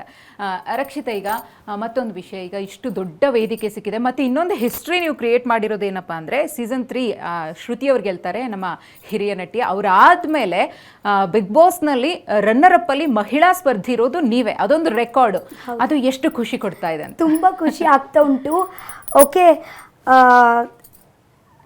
ಈ ಹಿಂದೆ ಯಾವುದೇ ಶೋ ಮಾಡಿಲ್ಲ, ಎಲ್ಲೂ ಕಾಣಿಸ್ಕೊಂಡಿಲ್ಲ. ಅದೇ ಹೇಳ್ತಾ ಇದ್ದೀನಲ್ವಾ, ಜಸ್ಟ್ ವ್ಲಾಗಿಂಗ್ ಇಂದ ಒಂದೊಂದು ನಿಮಿಷದಲ್ಲಿ ಒಂದು ಅಲ್ಲಿ ಇದ್ ನಂತರ ಡೈರೆಕ್ಟ್ ಇಲ್ಲಿ ಬಂದಿದ್ದೀನಿ. ಮಧ್ಯದಲ್ಲಿ ಒಂದು ಶೋ ಆಗಲಿ, ಚಿಕ್ಕ ಚಿಕ್ಕ ಒಂದು ಫಂಕ್ಷನ್ ಕೂಡ ಆಗಲಿ, ನೋ. ಆ್ಯಕ್ಚುಲಿ ನಾನು ಯಾವುದು ಹೀಗೆ ಫಂಕ್ಷನ್ಗೆ ಕೂಡ ಆಗಲಿ ಹೋಗಲಿಲ್ಲ. ನಾನು ಇದೇ ಫಸ್ಟ್ ವೇದಿಕೆ, ಇಷ್ಟು ಜನಕ್ಕೆ ಕೂಡ ನಾನು ನೋಡೋದು ಕಂಟೆಸ್ಟೆಂಟ್. ಜಸ್ಟ್ ಇಮ್ಯಾಜಿನ್, ನಾನು ನನ್ನನ್ನೇ ಒಂದು ಪ್ರಪಂಚದಲ್ಲಿ ಇರುವಾಗ 22 ಕಂಟೆಸ್ಟೆಂಟ್ಗೆ ನೀವು ನೋಡ್ತಾ ಇದ್ದೀರಾ, ಓಕೆ. ಅಂದರೆ ದೊಡ್ಡ ಕಂಟೆಸ್ಟೆಂಟ್ ನನ್ನ ಮುಂಚೆ ನಿಂತ್ಕೊಂಡಿದ್ದಾರೆ, ಓಕೆನಾ. ಮತ್ತೆ ಆ ಮನೆಯಲ್ಲಿ 22% ಡಿಫ್ರೆಂಟ್ ಪರ್ಸನಾಲಿಟೀಸ್. ನನ್ನ ಹಾಗೆ ಗಿಲಿ ಇಲ್ಲ, ಗಿಲಿ ಹಾಗೆ ಅಶ್ವಿನಿ ಮ್ಯಾಮ್ ಇಲ್ಲ, ಅಶ್ವಿನಿ ಮ್ಯಾಮ್ ಹಾಗೆ ಸ್ಪಂದನ ಇಲ್ಲ.